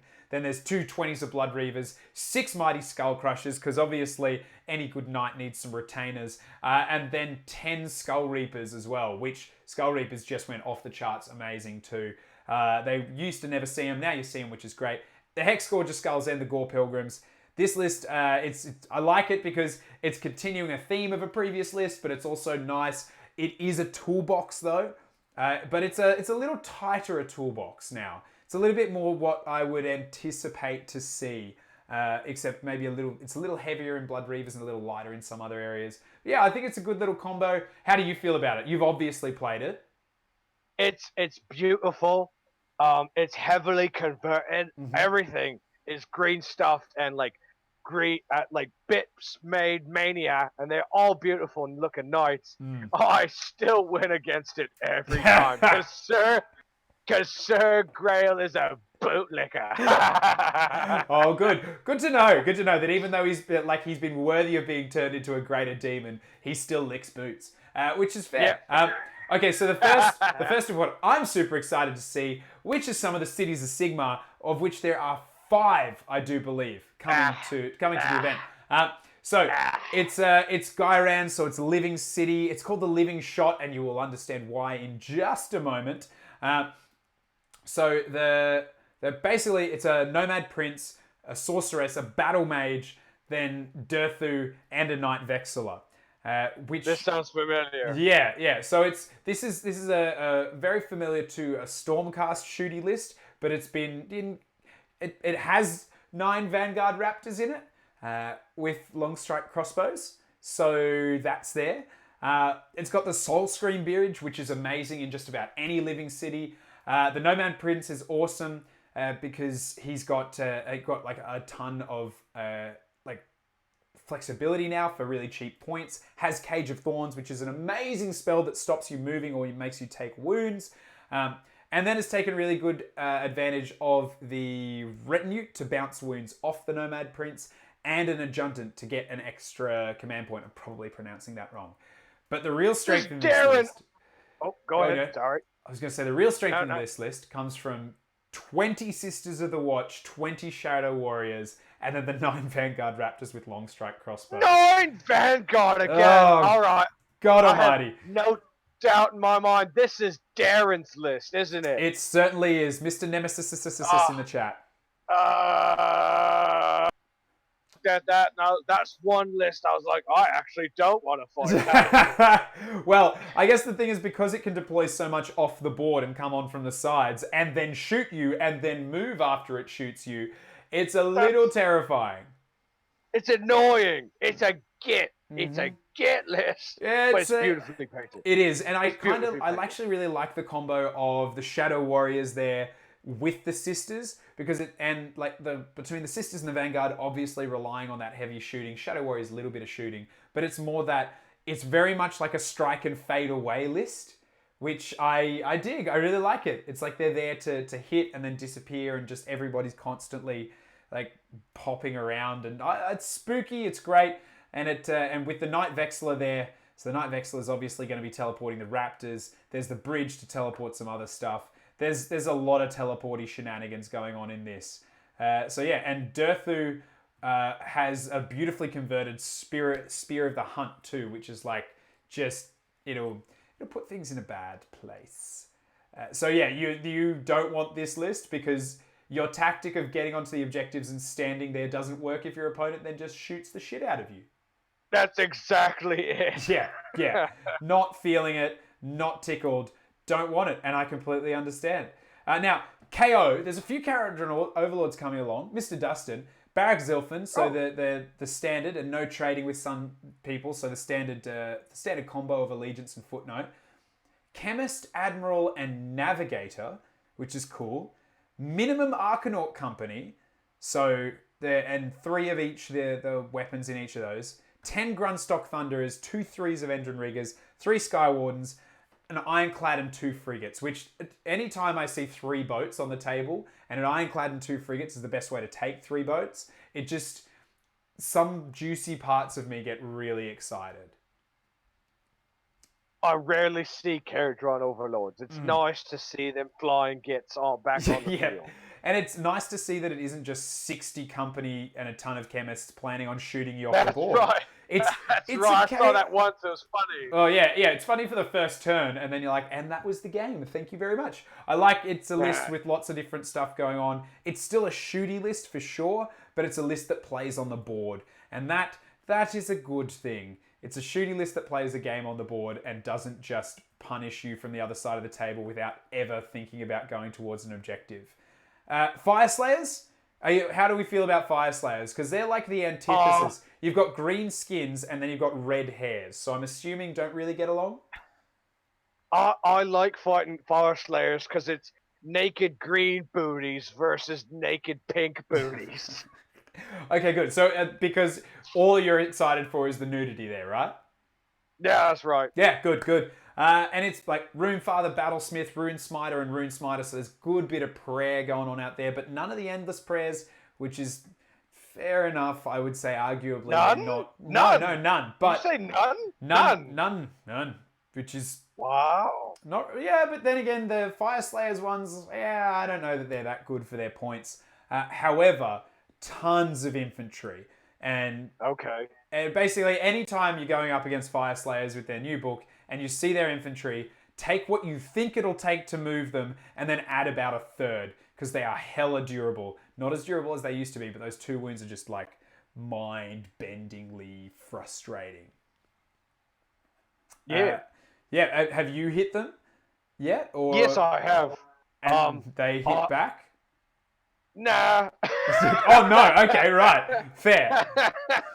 Fair. It was 5 magma drops. Now that's a different story. Oh yeah, no, that list did some hate to a lot of different things, and I was excited to see it as well. There's another tree list coming along. We've got another Sylvaneth there, which is looking at Branch Wraith, Arch Revenant, who I freaking hate. Another Branch Wraith, so minimum heroes, but that's obviously to go maximum Kurnoth Hunters. There are 12 with great swords, and then 9 with great bows. Then there's like 5. No way. There's 10. There's 2 5s of tree revs and 2 5s of spite revs. So this army clearly does one thing: max Kurnoth Hunters, and then just looks at them and is like, guys, just go and do all the work, and the rest of us, our job is to keep you alive, and then take the objectives that you have cleared away. But yeah, that's massive. That's what, 18, 21 Kurnoth Hunters. I don't think I've seen a list like that. I wanted, if I was to ever do tree gets, it would be an army just like that. Really? That's a beautiful army. Yeah, to have 12 Kurnoth Hunters with great swords, they must have been recently clipped off of sides because there's no way anyone owned them. Okay, Lugnuts. I'm going to talk to you about one that I'm excited for. Greywater Fastness, which is my city of preference. It's Hammerhall and Greywater. They're my 2 favorites. So, Free Guild General. Just being chill, wearing some armor. Rune Lord, a Battle Mage, and then a Cogsmith and a Lord Ordinator.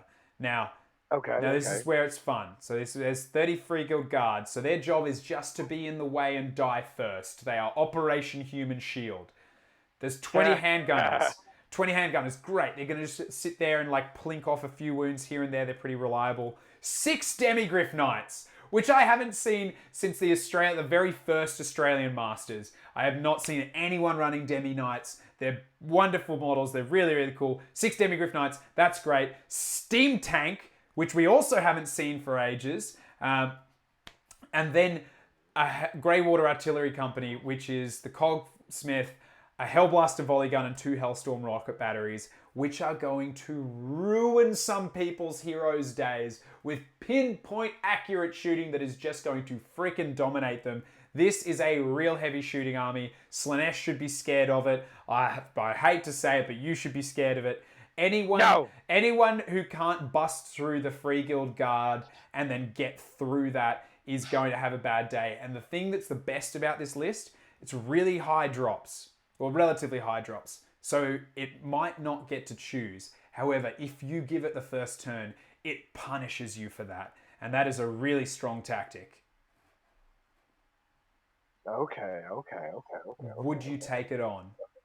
Yes, of course. I was Okay. So with all of that said and done, you would still stack your Arrow Boys up against an artillery battery from the Greywater Fastness. No, I would send me goddamn wrecking ball to wreck its face. What? And pray that it didn't get turned into gravel along the way. I don't know. A 2-up armor save, 5-up feel no pain, 6-up feel no pain. It's pretty confident in me books. And don't the war machines have minimum shooting range? But it's not that short. It's but it's short enough to get in combat that they don't shoot back, right? Yeah, I guess, but if you're in a combat with a Hellstorm rocket battery, it doesn't matter. You're not stopping it shooting. It's going to be dead. I want to see how many, because it'd honestly be like just charging across no man's land into the guns of your opponent and seeing how much makes it out the other side. Now, what is nice is there is no 9 long strikes in this list. So our first kind of shooting list without 9 long strikes in it, which is nice to see, right? That's really lovely. That is nice to see. There's a horrifying one next. It's called the Blood Ride, which is not a ride I ever want to go on. It's a Gore-Tide slaughter host led by Archaon, which just, the OG up front with his pointless sword. Pointless because it has no rend, or has only a little bit of rend, not because it's completely pointless. It can one-hit kill stuff. But Skull Grinder, which is rad.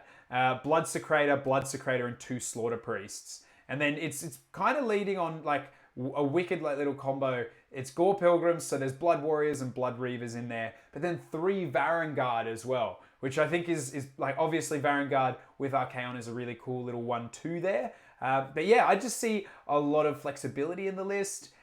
Would you want to go up against Archaon with your stuff? Oh, obviously I'm fighting it. But I'm looking at it, and I'm like, what sits key? What makes this army shine? And I'm not seeing it. Yeah, that's true. But I think the thing is that between Archaon and Varangard, now that they've come down in points just that little bit, there's enough in the list to slow the rest of your opponent. So if this was me and I was playing this, I would use my whole army to kind of delay the foe, and then just turn by turn use Archaon, the Varangard, and the Skull Grinder. Skull Grinders aren't nearly as badass as they used to be. You could spec them up, and I remember one time playing one that just absolutely rinsed me without even thinking about it. But Skull Grinders can still be a pretty decent whack. They're the dudes with the big thing. So I don't see it as necessarily like tippity top tier. However, between like Gore Pilgrims, I reckon that this list would slow people down enough for Archaon to do the job. However, then Archaon being Archaon doesn't do the job when he gets there, because Archaon's a piece of trash on a winged horse. He's effectively just Bretonnia, right? He's got a butter knife. He's got a butter knife, yeah. Which, though, it does make it more embarrassing when he kills you with it. Like that, when I was playing Nagash, that happened to me once. And I was like, oh, you big fucking dingus. Of course you rolled 2 6s or 3 6s or whatever the hell he needed.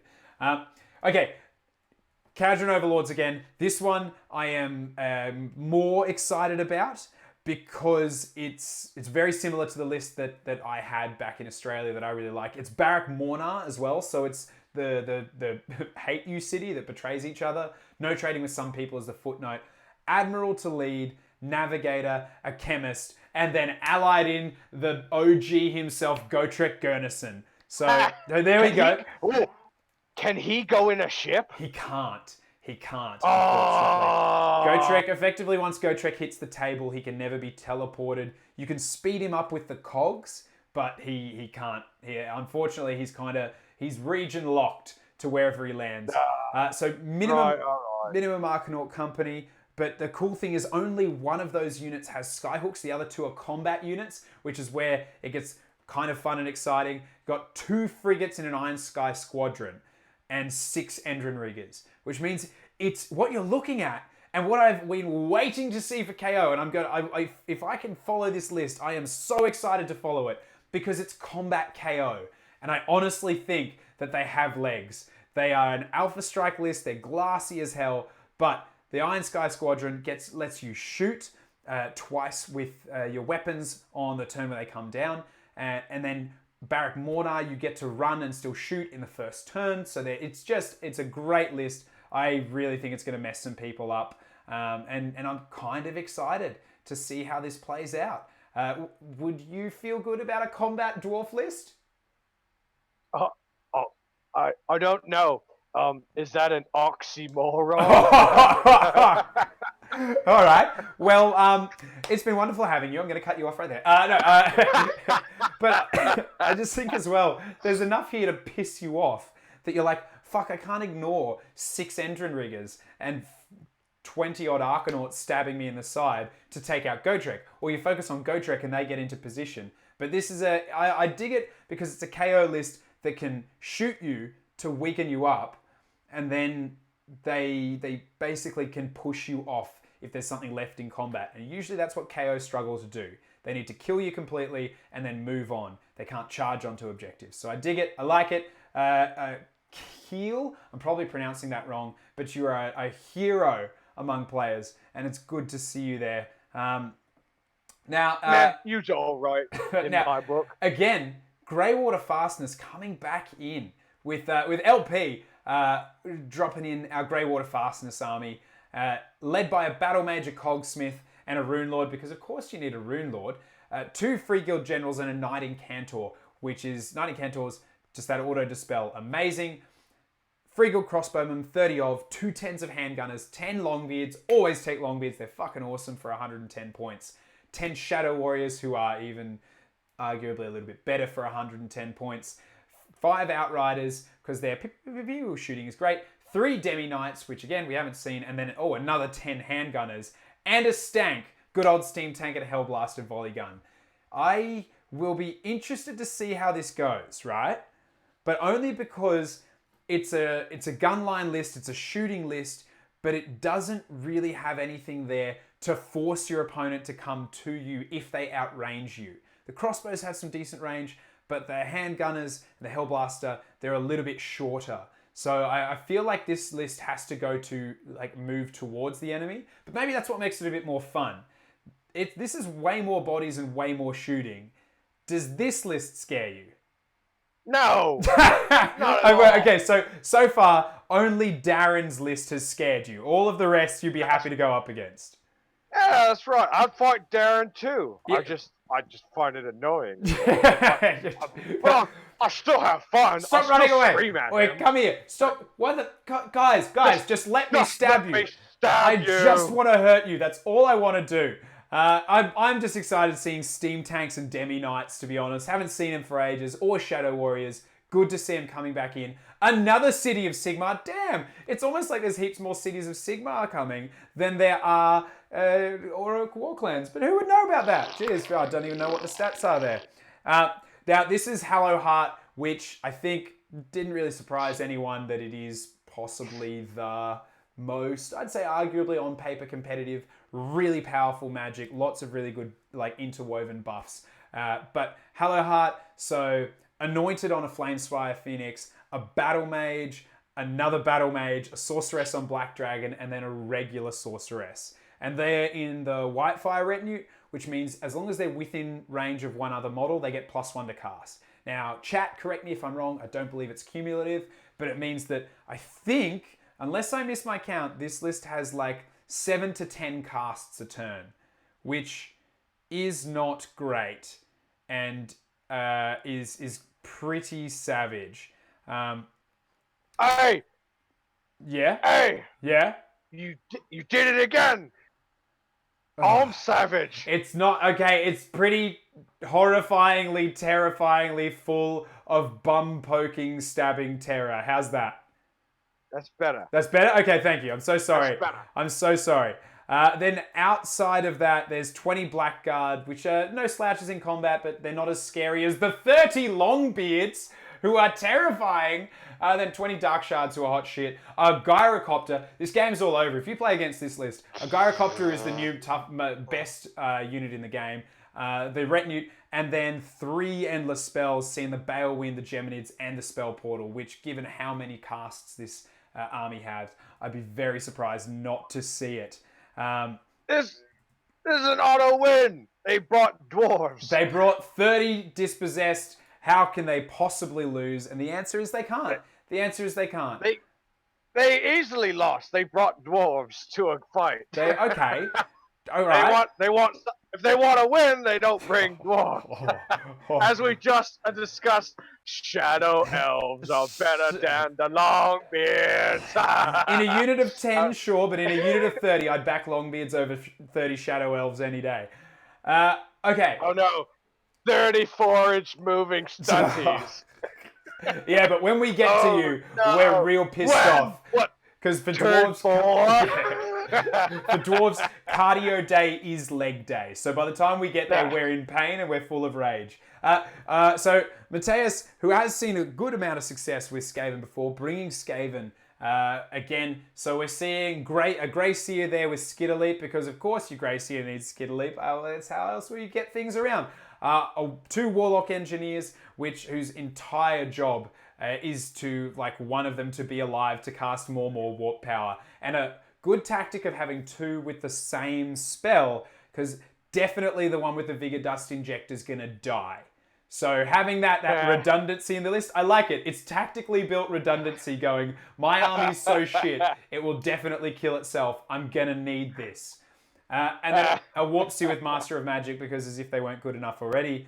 60 Clan Rats, 6 Storm Fiends, which is pretty chunky. Now, I like seeing Storm Fiends again. A Warp Grinder, and a Hell Pit Abomination, which is... Ooh, monster. Hell Pits, right? So fun for you. But again, a lot of Clan Rats, and no Lightning Cannons, which is cool. But there's going to be a bit of hate there. Would we feel like killing some rats? I'll fight rats. It's easy. But I guess you're just trying to outbody them, right? I'm gonna rain arrows on them. I'm gonna squish them. It's a giant rock golem. What are you not getting? That it's not afraid of a bunch of little rats. That's a good point. And look, this list doesn't have the rat trap. It does have the soul snare shackles, so it could definitely wrap it up and stop it doing stuff. It's got a 7-inch bubble gap, and the rogue idol's on an oval base. It's not a trap. True, it's not a trap. He's going to walk around unless you roll poorly. Okay, first... It's like a fat kid trying to get through the dining table without pushing over his relatives. It's just like, excuse me, hey, I'm so sorry, guys. We just need to shuffle a little bit. That's the rogue idol. Like doing the awkward thing as well, where you raise your hands like up above your head, like that's going to help.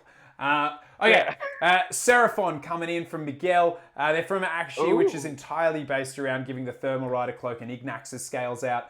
2 Engines of the Gods, a Slan Star Master, a Skink Star Priest, and then an Astrolith Bearer, because obviously you need that summoning. And cleverly, the Thermal Rider Cloak on the Astrolith Bearer so that it can move and fly around to both stay out of hate, because it's a Saurus that doesn't like to fight, and be where it needs to be for summoning. Now, the Great Remember is the command trait, so this army is teleporting twice. 2 Engines of the Gods pull out a ton of pain. And then lots of Skinks, 5 Razordons, 6 Ripidactyls, and a Shadow Strike Vortex Star Host, which means those Ripidactyls are coming down wherever the hell they want and causing some hate. Now, I feel like you would be okay with this list, because I've played against it, and over the course of the game, Miguel summoned, I reckon, like 70 plus Skinks onto the table. Maybe more. Which means it's the gift that keeps on giving. There's always something to kill. This kind of tickle you? I'll fight that. Yeah, right? I see 2 monsters on the field. Engines of the Gods. Yeah, 2 monsters. Then there's also a ton of Skinks for you to kill. If you didn't know, Bone Splitters only has 1 true enemy in all of Age of Sigmar. Really? One and true enemy? Seraphon. Oh, really? Why is that? They are mentioned in so many stories that Bone Splitters hate to fight Seraphon, but always look up for the challenge, because everything about Bone Splitters is about killing monsters and harvesting their spirits for magic powers. Mm-hmm. Cheers, by the way. Cheers, mate. They harvest their magical powers to benefit their own magical powers, and every time they kill a Seraphon, it just fizzles into nothing. And they try, and it's described as the Wargog prophet Lugnuts. You getting a green spectral hand to try to grab the memory spirits, and it just floats away. So he's basically he's like, go ahead. I was going to say, so he's like, when a kid blows bubbles and then tries to catch it. That's what the Wargog prophet is. That's exactly it. And he's like, oh, dressed the Dino Men, but better luck next time, I guess. Well, I guess the only thing is that now we are starting to see real flesh and blood. There are some real flesh and blood Seraphon. They have started to actually be bred and sent down to the mortal realm. So there are now some for you to hunt down. In only one condition, that they're flesh and blood. The only condition that you'll fight them is that they got to be flesh and blood. No. Only one condition, that they're being sent down in flesh and blood. I've read the book. I've read the law about it. And what it is that it's just troops so far, and if there's a base or a gate Hmm. that they need troops to guard, Hmm. they'll send them down because they won't fade away over time. Oh, so they're the one, like they're basically, if you're a flesh and blood Seraphon, you are on door duty. You're basically the Yes, exactly Seraphon's right. door bitch at the club being like, your name's not on the list. Yeah, That's good. exactly right. Good to know that they're doing that. Next up, we got some Stormcast, Hammers of Sigmar, so potentially farming those command points to keep units alive. And it is a reasonable shooty list, but it's got a good mix in there. Vandus leading the charge. Haven't seen him in a list in ages. A Lord Relictor for teleporty shenanigans and a Lord Ordinator to be real good friends with 2 Ballistas in this list as well. And then other than that, 3 5s of Liberators, 10 Retributors, which is another unit I haven't seen on the table probably since like the early days where they could be just teleported into combat. 5 Evocators and 6 long strike Raptors with crossbows. I won't lie, looking at this list, it's pretty durable. It has a decent amount of damage output between the Retributors and the Evocators and Vandus in combat. It's got a decent amount between the Ballista and the Vanguard Raptors with crossbows. I just don't see 15 Liberators being enough to screen all of that and keep it safe. No, they're gonna drown in naked booties. No. Like, unfortunately, the Liberators go down, and this list is a little bit wide open. I think it's got the damage, but I feel like there is a chance that this list can kind of get separated a little bit too easily. Because they're gonna drown. After those Raptors get teleported, you're probably relying on the command point roll to bring them back. Though then again, bringing them back would be freaking annoying because you'd just be like, they're back. You're like, I killed them. Please stop doing this to me. Although rolling to get 10 Retributors back and getting 400 points would be the worst thing ever. So yeah, and apparently, sorry, Vanilla just asked commenting that the Seraphon army is a literal bucket of skinks is the carry case, which is, that's always good. Always good to know that your case is just very protective of your models and keeping everything okay. So moving on, we've got more Skaven. Mike V rocking with these ones. And these Skaven are Thankwall and Bone Ripper. So just wherever you are in the chat, let's give a quick little round of snaps for that. Because Thankwall and Bone Ripper are they're classics. They're stalwarts of the entire thing. 2 Plague Priests on Furnaces, but then outside of that, 120 Plague Monks. Sorry, let me correct myself. 160 Plague Monks, the Congregation of Filth, and the Bell of Doom. So this one has a very clear move, and that is drown you in Plague Monks and ruin your life. Basically. I'd fight that. Would you now? Okay, but I think that. The problem is that these 2 armies are just rolling copious amounts of dice at each other. So I don't know. I don't know if it would actually be the fun straight up and down hash bash fest that you think it would. But, I'd be happy to be proven wrong. You play dwarves. Yes, You're always gonna be proven wrong. Shady 180. Yeah, but they definitely. I think this list is there's a lot of rage, a lot of hate, and a lot of stabbing. We got some Deepkin coming along, and now Natasha running this list. Last time we saw it, it was a very different list. It was 2 of the Water Cape, 1 of each of the Water Capes, and a lot of different stuff. It seems like she's changed it up a little bit because it's a King, a Tidecaster, a Soul Scryer. There are 2 units of each of the eels, which, let's be honest, even with the little points bump, they are still badass. 2 sharks, which is great, and then a fucking turtle, and the Achillean Cults, and the Royal Council. So there's 2 sharks and a turtle. I don't think I've seen in a list in a very, very, very long time. So to see that is awesome. To see the corpse and the council, I think this is awesome. And there's a wonderful story about the Deepkin fighting Bone Splitters too. So that's fun. Do you like playing Deepkin? I guess the downside is they're real quick and they get to pop on from board edges everywhere. I love fighting Deepkin because they don't get a turn 3. Because you're all over the board by the time they've got the chance. Yeah, that's exactly it. You're a bad person. I learned that sharks have the monster keyword. Oh, do they? They do. Now, well, isn't that an absolutely terrifying thing to behold? If you're a Deepkin player, sweet Betty Dingus, that I can imagine nothing worse than being like, all of these naked savages have one up on me and are just going to absolutely ream me. Okay, well, good. I guess there are good things and there are bad things about taking sharks, and we found the one bad thing about it. Yep. Okay. Well, in light of sharks having the monster keyword, I rescind that. I'm so sorry. If you have to go up against Lugnuts, you might be in some trouble. Stormcast, Anvils of Heldenhammer.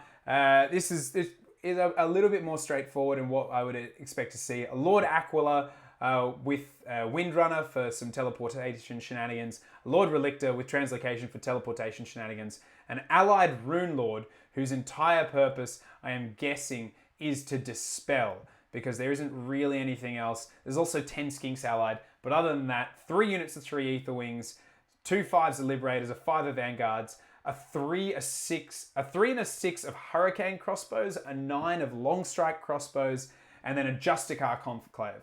So it's, it is, it's like, basically it was like, hey, I see that you're about shooting lists. Let me raise you. I'm gonna like throw my chips in and raise this up to the next level, because this is what a shooting list looks like, and it is I'm pretty sure this list would roll me. I don't think it's gonna win against everything. I actually think it'll really struggle against some of the stuff out there, but it's got Hurricane Crossbows to whittle away massed infantry. It's got the Long Strikes for picking off characters and monsters and things. It's got Skinks, which there's only 10 of them, but they can be a nuisance. It's got a Dwarf in there, so it's obviously going to win. This one would probably give my army, I think it'll give Slanesh, it'll give Flesh Eater Courts a hard time. Would it give you a hard time? Depending on where them Aether Wings go? No. Because if a bird flies in front of your entire unit in the charge phase, you just get to stand there. That's right. That's exactly right. Those Aether Wings are fucking annoying. Oh, man. Out of absolutely everything, Aether Wings are just the bane of my damn existence. The amount of times I forget. Every time I forget, even if my opponents are wonderful and remind me, I will 100% forget about their janky little poppy crap where they sneak around, and for sure they will ruin your day. They get in the way of charges. They're bad people. And yeah, I can see that. Right. If I have fly, I can ignore them. Then suddenly it doesn't matter. But if you don't roll a triple, it really, really is going to ruin your day. I get fly with a double. Oh, true, you do too. Of course. The normal spell. It's just that. Oh no, it's them birds. I never thought an orc like me would be like, oh, I really fucking hate them birds. I love everything, but fucking birds. If you are in the chat, I just lost the chat for about 4 or 5 minutes there. So if you did say anything or you're asking any questions, throw them up there. Or if you just want to scream about how we're talking shit about shooting armies, even though I do love shooting armies, go right ahead. Next up is another Khorne player. Khorne, obviously, it's the Cornaissance. It's like the renaissance of Khorne at the moment in the meta. Riley, who took out Attack X, who we had on the show a few weeks back, with a very similar list. In fact, it might be the same list. 2 Slaughter Priests, Blood Secrator, 1 of each Bloodthirster, the Wrathax, the Gorgeous Skulls, Gore Pilgrims, Tyrants of Blood, and then 5 Blood Warriors, 40 Blood Reavers, and 10 Blood Reavers as well. So it's a very similar list to what he did well with and took out the event last time. It's it's like a cool list because it's got lots of different stuff. Again, I love it's got one of each Bloodthirster, but it doesn't have Scarbrand, so you lose this round. But it's fun, it's got lots to do, and it's not just, it's brutal, but you can play against it, which I kind of like. But it's not brutal, but cunning. No, nor is it cunning, but brutal. It is just brutality. However, just brutality. Riley is a really cunning player. So just putting it out there, maybe that is a reincarnation of Gorkamorka. But I think No. Yeah, now I'm just triggering you because I'm a jerk. But I do think, given that it's Reapers of Vengeance for that extra pile in an attack, there's extra command points in there. I think this is a tough list and definitely one to watch out from. If you rely on magic, it will also mess you up hard. So yeah, I'd that. It's good. The next one that we have in the list is yours, which we've also already spoken about, the Trailer Park Boys there. We have another Gloomspite Gits list. Demcast will be happy in the chat. I'm pretty sure you might be a little disappointed that there's more Gloomspite than Bone Splitters. But again, Skagrot the Loon King, who is a freaking legend. The only problem is he's got to be the general to use his command ability, and it is worth it. He has a really good one. Fungoid Cave Shaman, Loon Boss on Mangler Squigs with the Griff Feather Charm again. So there we go. He's got a feather in the cap. He's waving it, being like, "You can't hit me." He's like just holding it while he spins around, making it sneeze snot all over them. A Loon Boss on Giant Cave Squig, and then just a regular Loon Boss. So definitely there's a little bit of a pissing competition going on there between the three Loon Bosses as to whose is the biggest, and between Skagrot and the Cave Shaman, whatever, they do their own thing. 60 of 40 of 20 of Stabbers, 5 Loon Smasher Fanatics, 5 Boing Ruck Bounders, a Squig Herd of 10, the Arachna Cauldron, the Malevolent Moon, and the Scuttle Tide. So everything but the Spiral Pass Grenade of Doom in this list. I have to admit, while I think the other list probably was a little bit more spec'd towards doing one thing really well, I would be more worried about playing against this list. I think it has a little bit more versatility. How about you? You would be worried. You're worried, or you're not worried? No, you would be worried. Yeah, I'm just looking at it. I'm looking at it and I'm going, this has the potential to make my day kind of tough. All I see is raving gobbos. I ain't worried at all. Oh, okay. I'd fight that. Fair, all right. Well, no crap. Demcast is pointing out that the smart Loon Boss is the one on foot. And the Giant Cave Squig obviously raises both the chance of being killed by your mount, but the speed that you get into combat with the enemy, so you die faster. And Mangler Squigs, sure you're faster, sure you're more deadly, but you're a bigger target, and they 100% kill you 9 times out of 10. So yes, I know that I did 100% 9 times out of 10, so you got like a 90% chance. Don't fight me. But the Loon Boss on foot probably gets ignored all game and gets to live to fight another day. So that's all right. I don't think Demcast has got the nuggets on that one. All right, we've got a Legion of Sacrament list coming along, and it's quite, I would say, standard as far as what competitive Legions of Sacrament lists look like. There's a couple of elements out and a couple of elements in, but it's Archon the Black and a pair of Necromancers, so there's a lot of summon spell power there. 40 Skeleton Warriors, 20 Chain Rasp Horde, 30 Grimghast Reapers. Even though they're 420 points, they're still worth it. And 5 Direwolves. The Mortis Engine, just so that you can take the Lords of Sacrament formation. And yeah, then the Geminids and the Prismatic Palisade, which I think now at their points, the Palisade is so useful.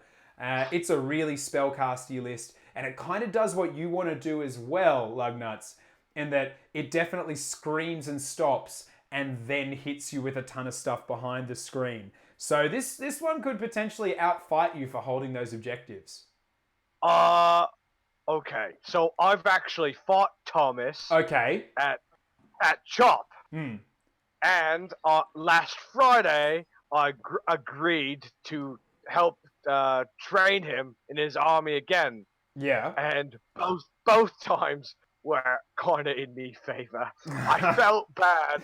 I told him at the beginning, look, I'm not a bad guy. I'm just an orc. All right?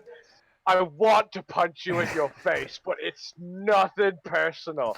It's just what I do it's best. not you, it's your nature. It's in your nature. It's more You're like nature. a It's more velociraptor in nature. Jurassic Park. They built you to be Yeah, one thing, but they couldn't stop you being what you truly were.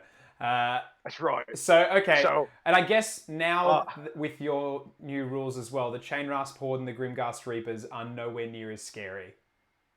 they're, they're not. They're not. I felt bad when I played the first time.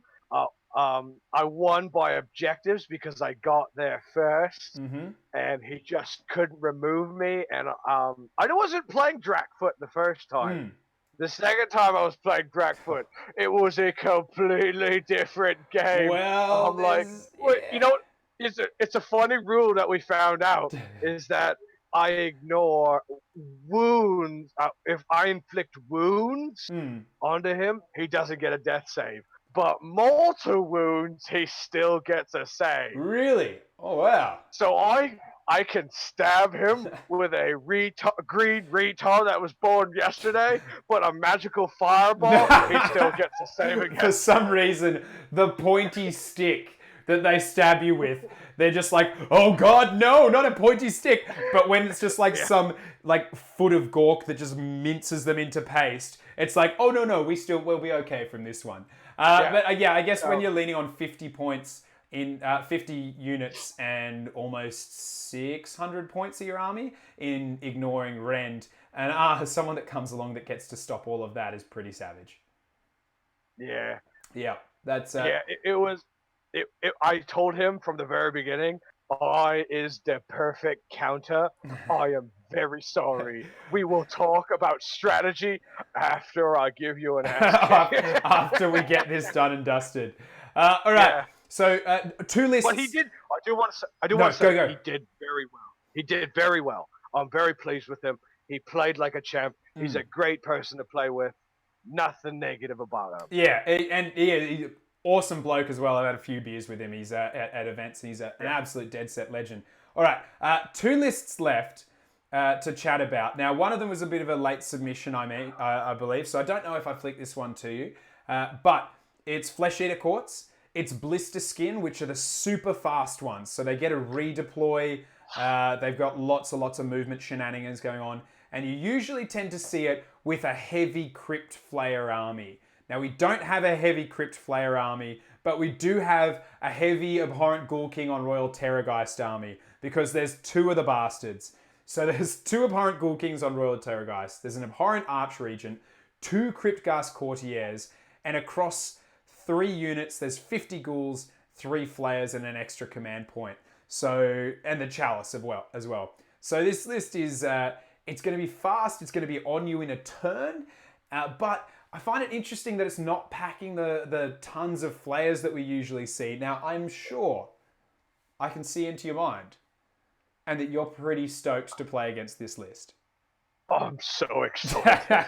this is the problem. When did Bone Splitters get to the point that they just absolutely rinse everything without even looking at it? Because that, yeah. It was the fact that they made a 300.30 model 60 wound unit have 3 attacks each. So that's 90 attacks at 2-inch reach. Yeah. That's and with monster killing capabilities. With all of these buffs. Oh, LLV's in the chat. G'day, mate. And yes, confirming stats will be back this week, which is always good. We will start seeing some of the stats from Age of Sigmar 3.0. Are we at 3.0? I think we are. But yeah, I think between your monster killing abilities and then just the sheer fuck ton of attacks that your units have, none of those ghouls are going to be particularly scary. So no, I don't see this list being a problem for you. For a lot of armies, though, those 2 Ghoul Kings on Royal Terrorgeists are going to do all the work, and the rest of the army is just to pick up objectives and screen. And when I played them, I played an army that I think was very similar. It was 2, I think it was quite similar to this list. But the 2 Ghoul Kings on Royal Terrorgeists, I shot the first one to death turn 1, and the second one to half death. This is turn 1. The rest of the game, I didn't kill the second Terrorgeist, and it took off over 1,200 points of my army in that time. So That was it's that was just, Ward saves. That was Wyatt. yeah, it was. I was just like, oh my god, he keeps on kicking. Takes a lick and keeps on kicking. So yeah, LLV, sorry, just commenting in the chat that Slanesh are currently quite silly in the stats, which does not surprise me in the slightest. But last but not least, the last list that I want to talk about. It's possibly one of my favorites. One of my favorites coming to the entire event. It's Cities of Sigmar. Again, funny that. Five of them. And only one Bone Splitters. Who would have thought? It's almost like one of the books is superior. But they're from Hammerhall, which is like tied for my favorite city, along with Greywater Fastness. And there's Free Guild General on Griffin, because of course. And he's an absolute beast. Two Battle Mages. So we got one from Gur, one from Haish, just for their spells. And then they're both taking the Hammerhall Laws of Cinder, which are really good, like, buff. It's more of a buff one. 3 units of 3 Demigryph Knights with Lancers. Again, welcome back, Demigryph Knights. We haven't seen you in a while. 3 units of 5, 1 of Outriders, 2 of Pistoliers for the charge and shooty shenanigans. The Hammerhallian Lancers, which I don't even know what their formation does. I'll check it out right now. But then also, the big beard himself, Gotrek Gurnason. Mate, how excited are you for all these Gotreks?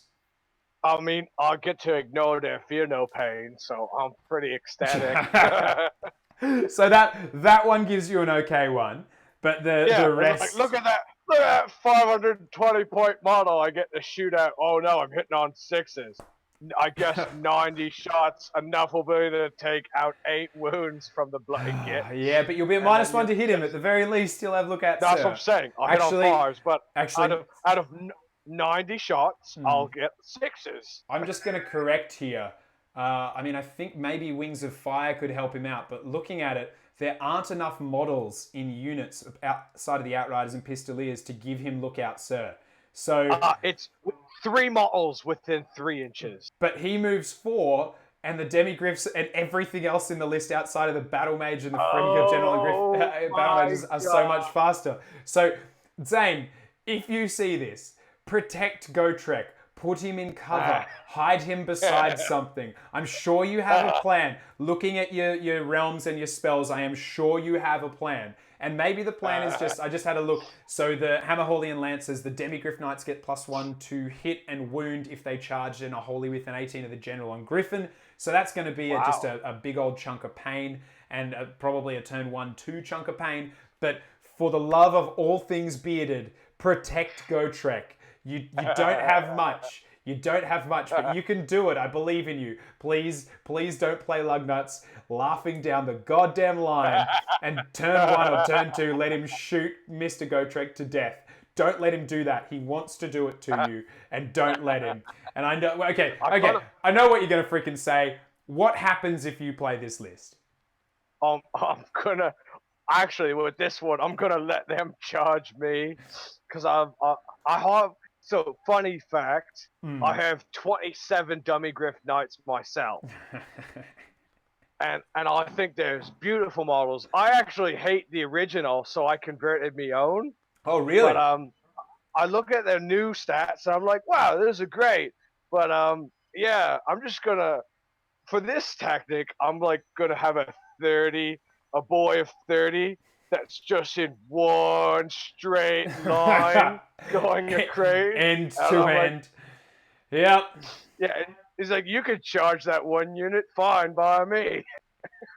Yeah, I actually think that this list, and I hate to say it, and I would love to be proven wrong, please prove me wrong. I don't know that Gotrek makes this list as good as 520 points in infantry could make it. I'd love to be proven wrong, but I just think that this list is wonderful at sweeping across the board, and it's a fun, I think what it is a fun playlist, and it'll catch a lot of people off guard, but I also do think that potentially this list might just be a little bit wasted with the big boy himself in there. If he took out Gotrek and replaced it with more Pistoliers are phenomenal. I love their Zoggin rules. I know, but they've got at least until the next General's Handbook before their points are upped, right? Yeah. But yeah, if you took out Gotrek and put in more Pistoliers, maybe no more Demigriff Knights, maybe a general on a Griffin, I could see it working. But Gotrek's gonna be literally left in the dust. Yeah, he'll be like, all right, let's go and fuck him up. And everyone's like, yeah, and just runs off. And then he's just like, oh, that's right.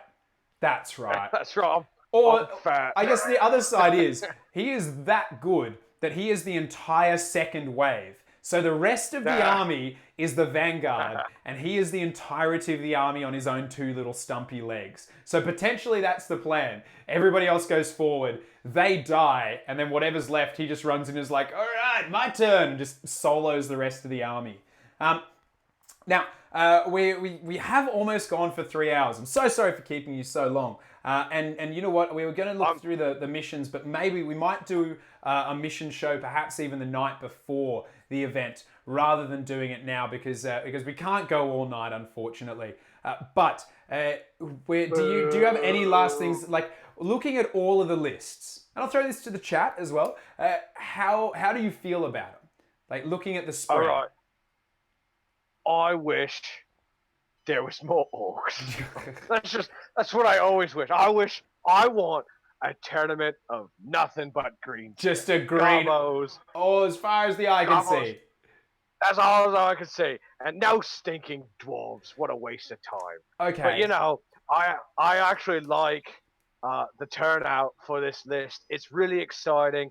Nothing duplicates. Actually, the Vanguard Raptors are like pretty common in most of these Zoggin lists. But other than that, we got Skaven that are different. We got the cities that are different. They got like stimulators, but they're always different. There's nothing doubling, which is great. Even the Gobos are like drastically different lists. Even the Kharadron Overlords are different. Yeah, everyone's. Yes, say again. Oh, go ahead. No, you were saying everyone's. I was just saying everyone has their own unique toe jam flavor. Yeah, definitely. And that myself looking at them as well, that's my feel too. I really like it. There's similarities, but we don't have the same Daughters of Cain list that you kind of see every time. We don't have the same of a lot of things that are usually there. I mean, to be fair, the Flesh Eater Courts lists are a little bit leaning on the standard side, but they don't have that much flexibility in their list building in the first place. So yeah, I like it. Looking at it, I'm like, I dig it. I really dig it. So I guess we'll see what comes out. Now, the chat is asking for predictions. Dimensional Cascade going the right way to get himself banned from the chat for talking up Gits and saying dwarves suck. Dwarves, go that guy. That guy's the champion. Dwarves suck. Well, you'll meet him. He and I are the team that we're the bread that's making this delicious sandwich of content for this weekend. But yeah, they're asking for predictions, what we think is going to be in the top 3. And yeah, Venodasax commenting that there's heaps of shooting after the Tournament of Dragons. So what do you think? Let's rock down your top 3 for me. What do you think we're going to see there?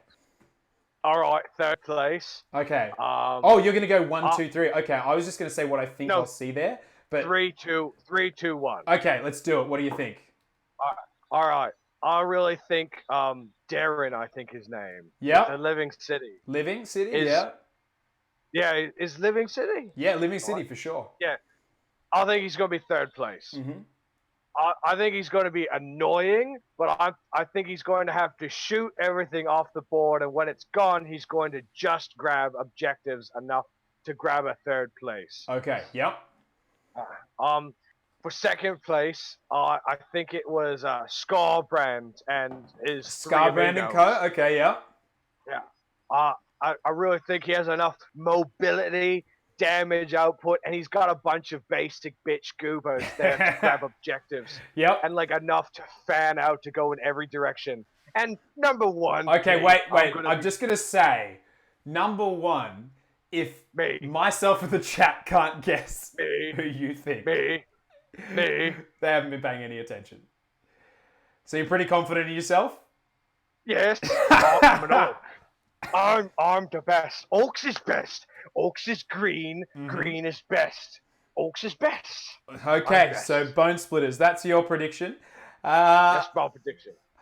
okay, my predictions. No one cares what you think. It's just, what am I? Just a dwarf player?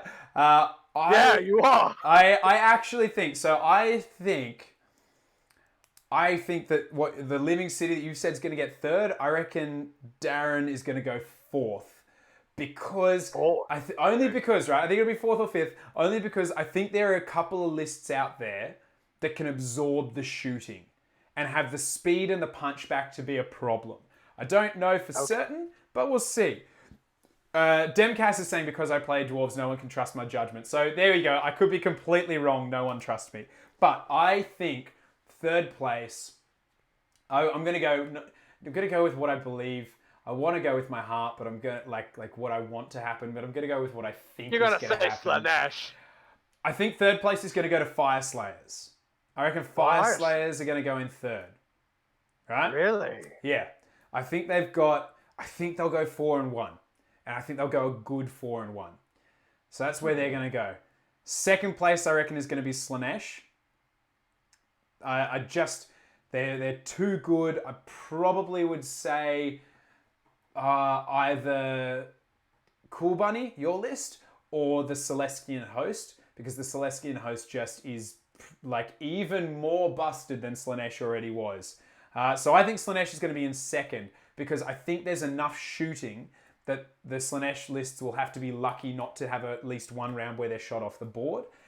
And taking in the top spot, I think is going to be one of the Cities of Sigmar armies. Probably... No, just no. No.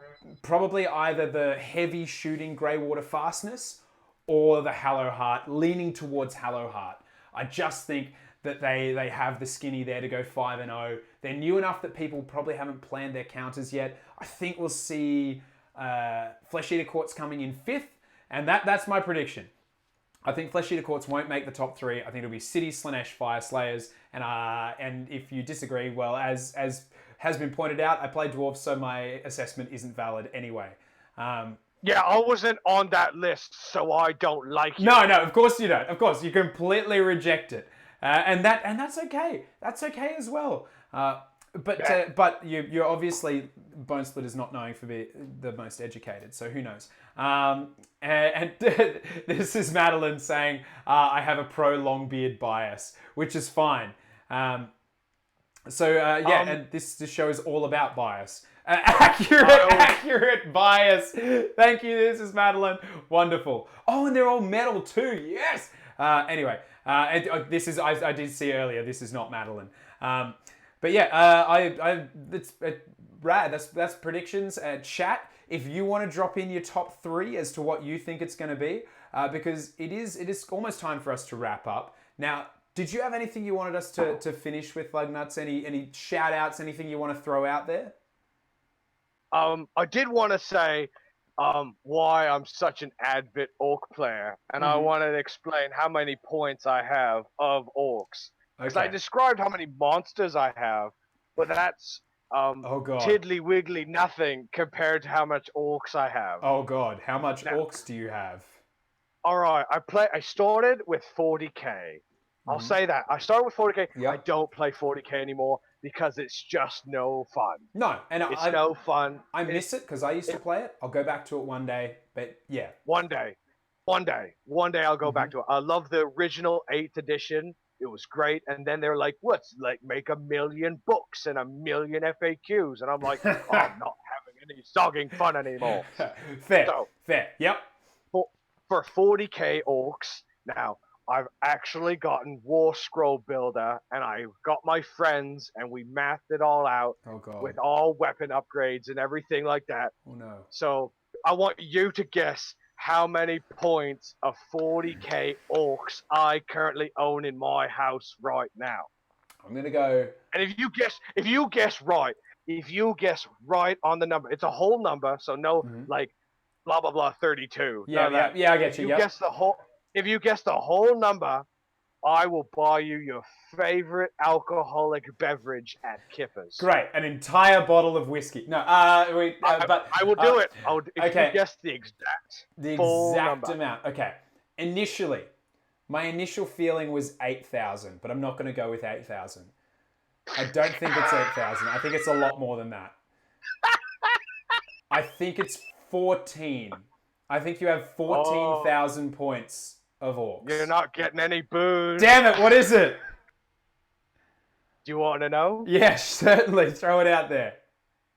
68,000 points. Jesus. Where do they fit? Where do they go? I bought my own apartment and I'm drowning in boys.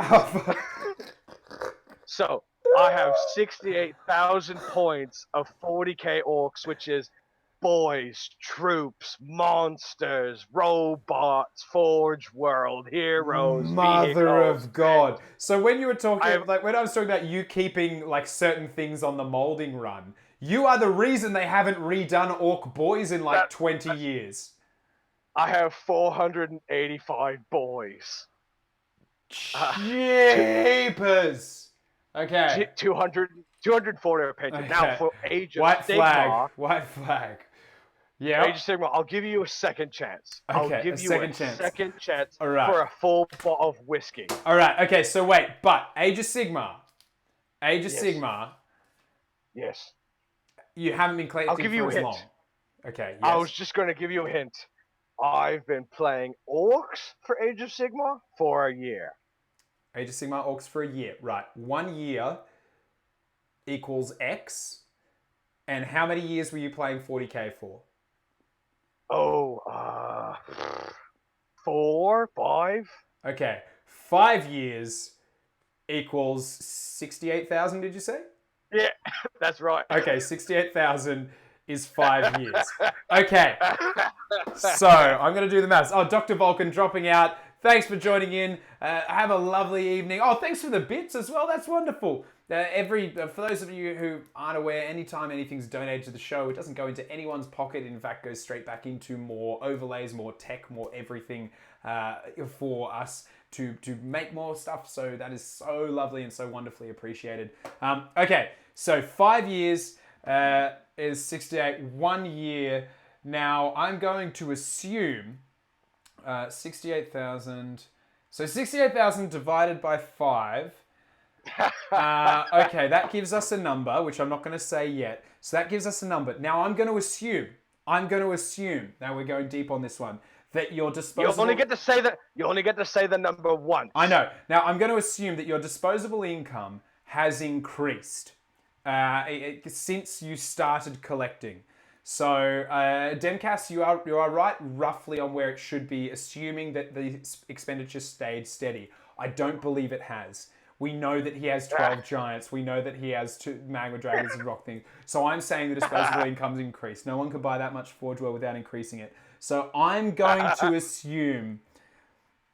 Okay, here we go. I'm going to assume that you own 17,300 points of Age of Sigmar.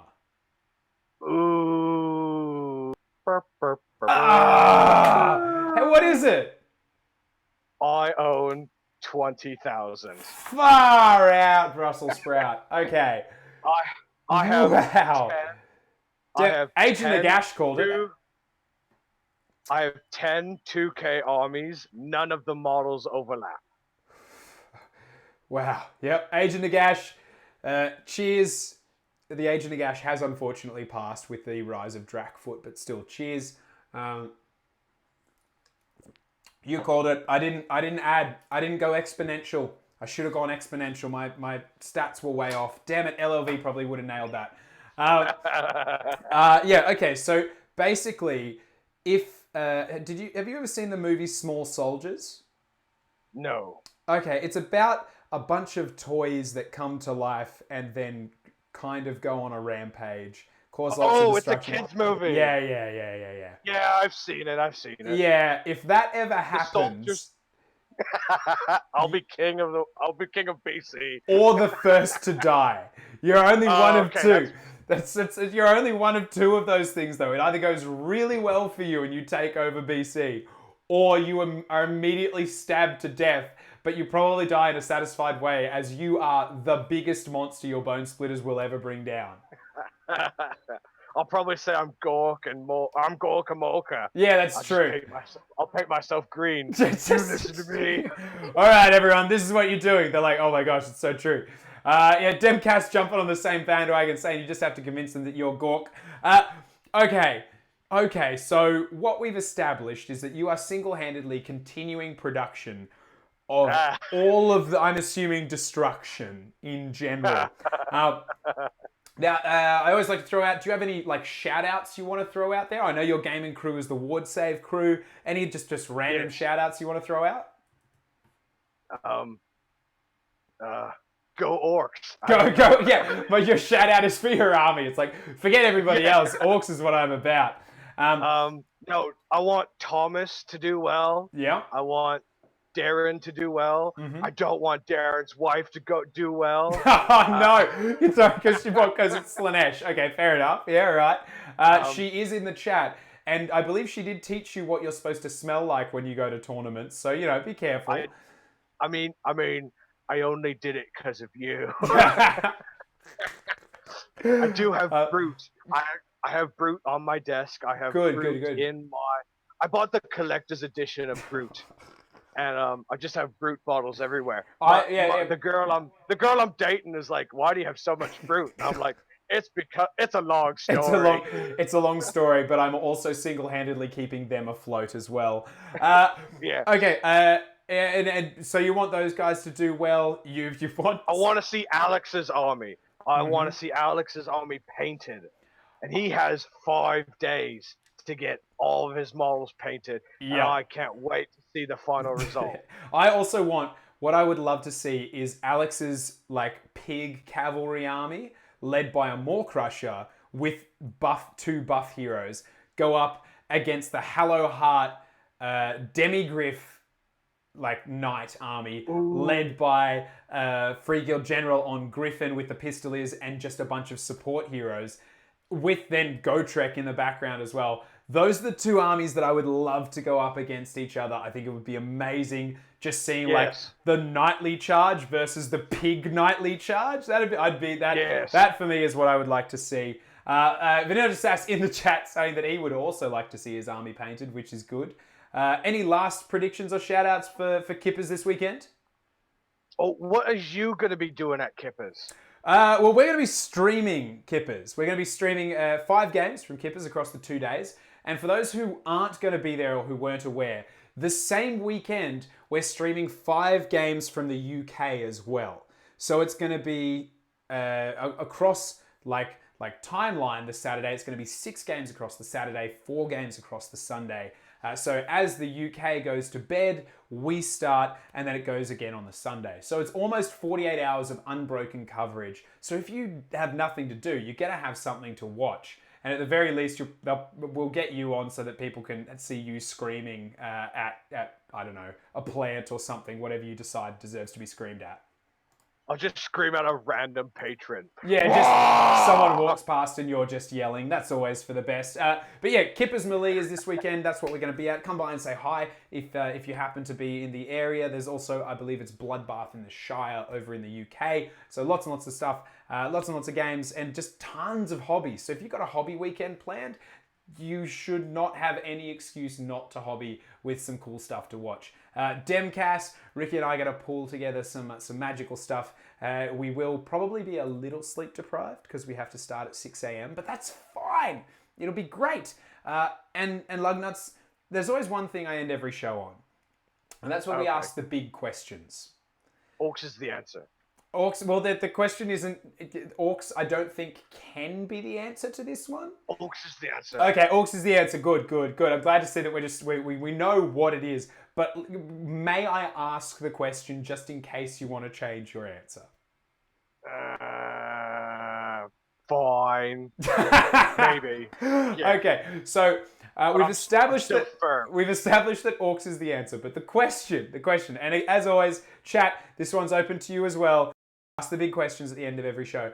The question is this: I would say every person has their like rainy day, sad time, guilty pleasure song that they listen to. To give you an example, my best friend, I know that hers is that song, I think it's by The Script, that's like, when a heart break, no, it don't break even. And like the amount of times that she's gone through a breakup and we've gone over to hang out and drink beers, and that song is playing just on repeat. I'm like, okay. And anytime she has a bad day and we hang out and I'm trying to like be like, yo, hey, it's not that bad. Let's just chill out and wallow and we'll feel better. That song constantly repeat. Mine is that one. It's like, hey mom, why didn't you tell me? Why didn't you want me to? And it's like, cause I walked under a bus. I got hit by a train. Like that's me. That's my like rainy day. Like I'm feeling bad. I'm really sad and I just want to wallow. That's my wallow song. So my question to you is, what do you think?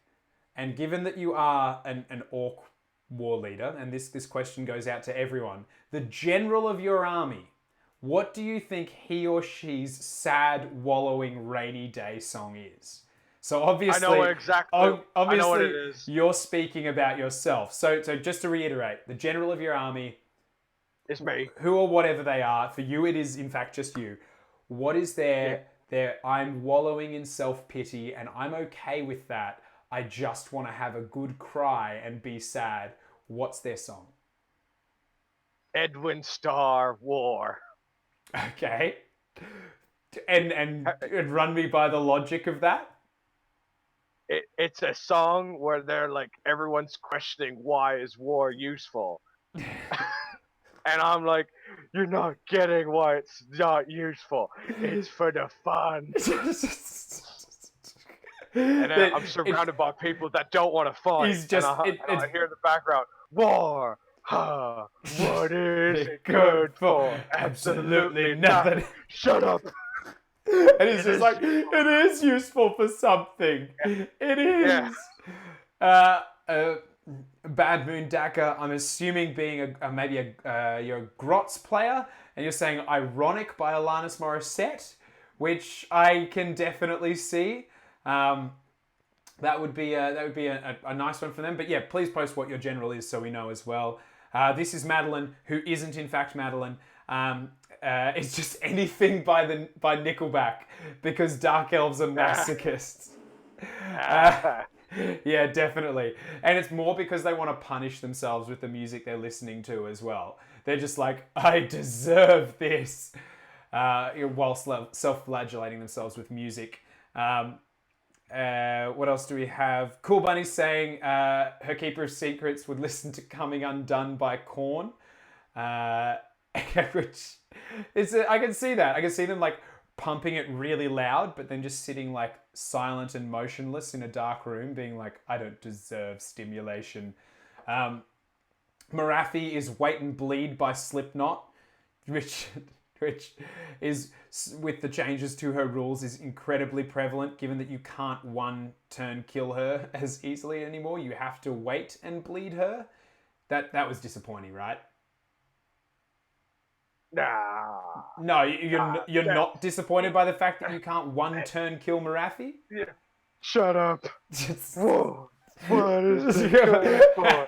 But it would be funny if it was like across the mortal realms, the only two things that can one turn kill Marathi is like a wanderer with a fairy wreath of flowers to put around her neck, or a weird naked orcs. The only two things that could one turn kill her.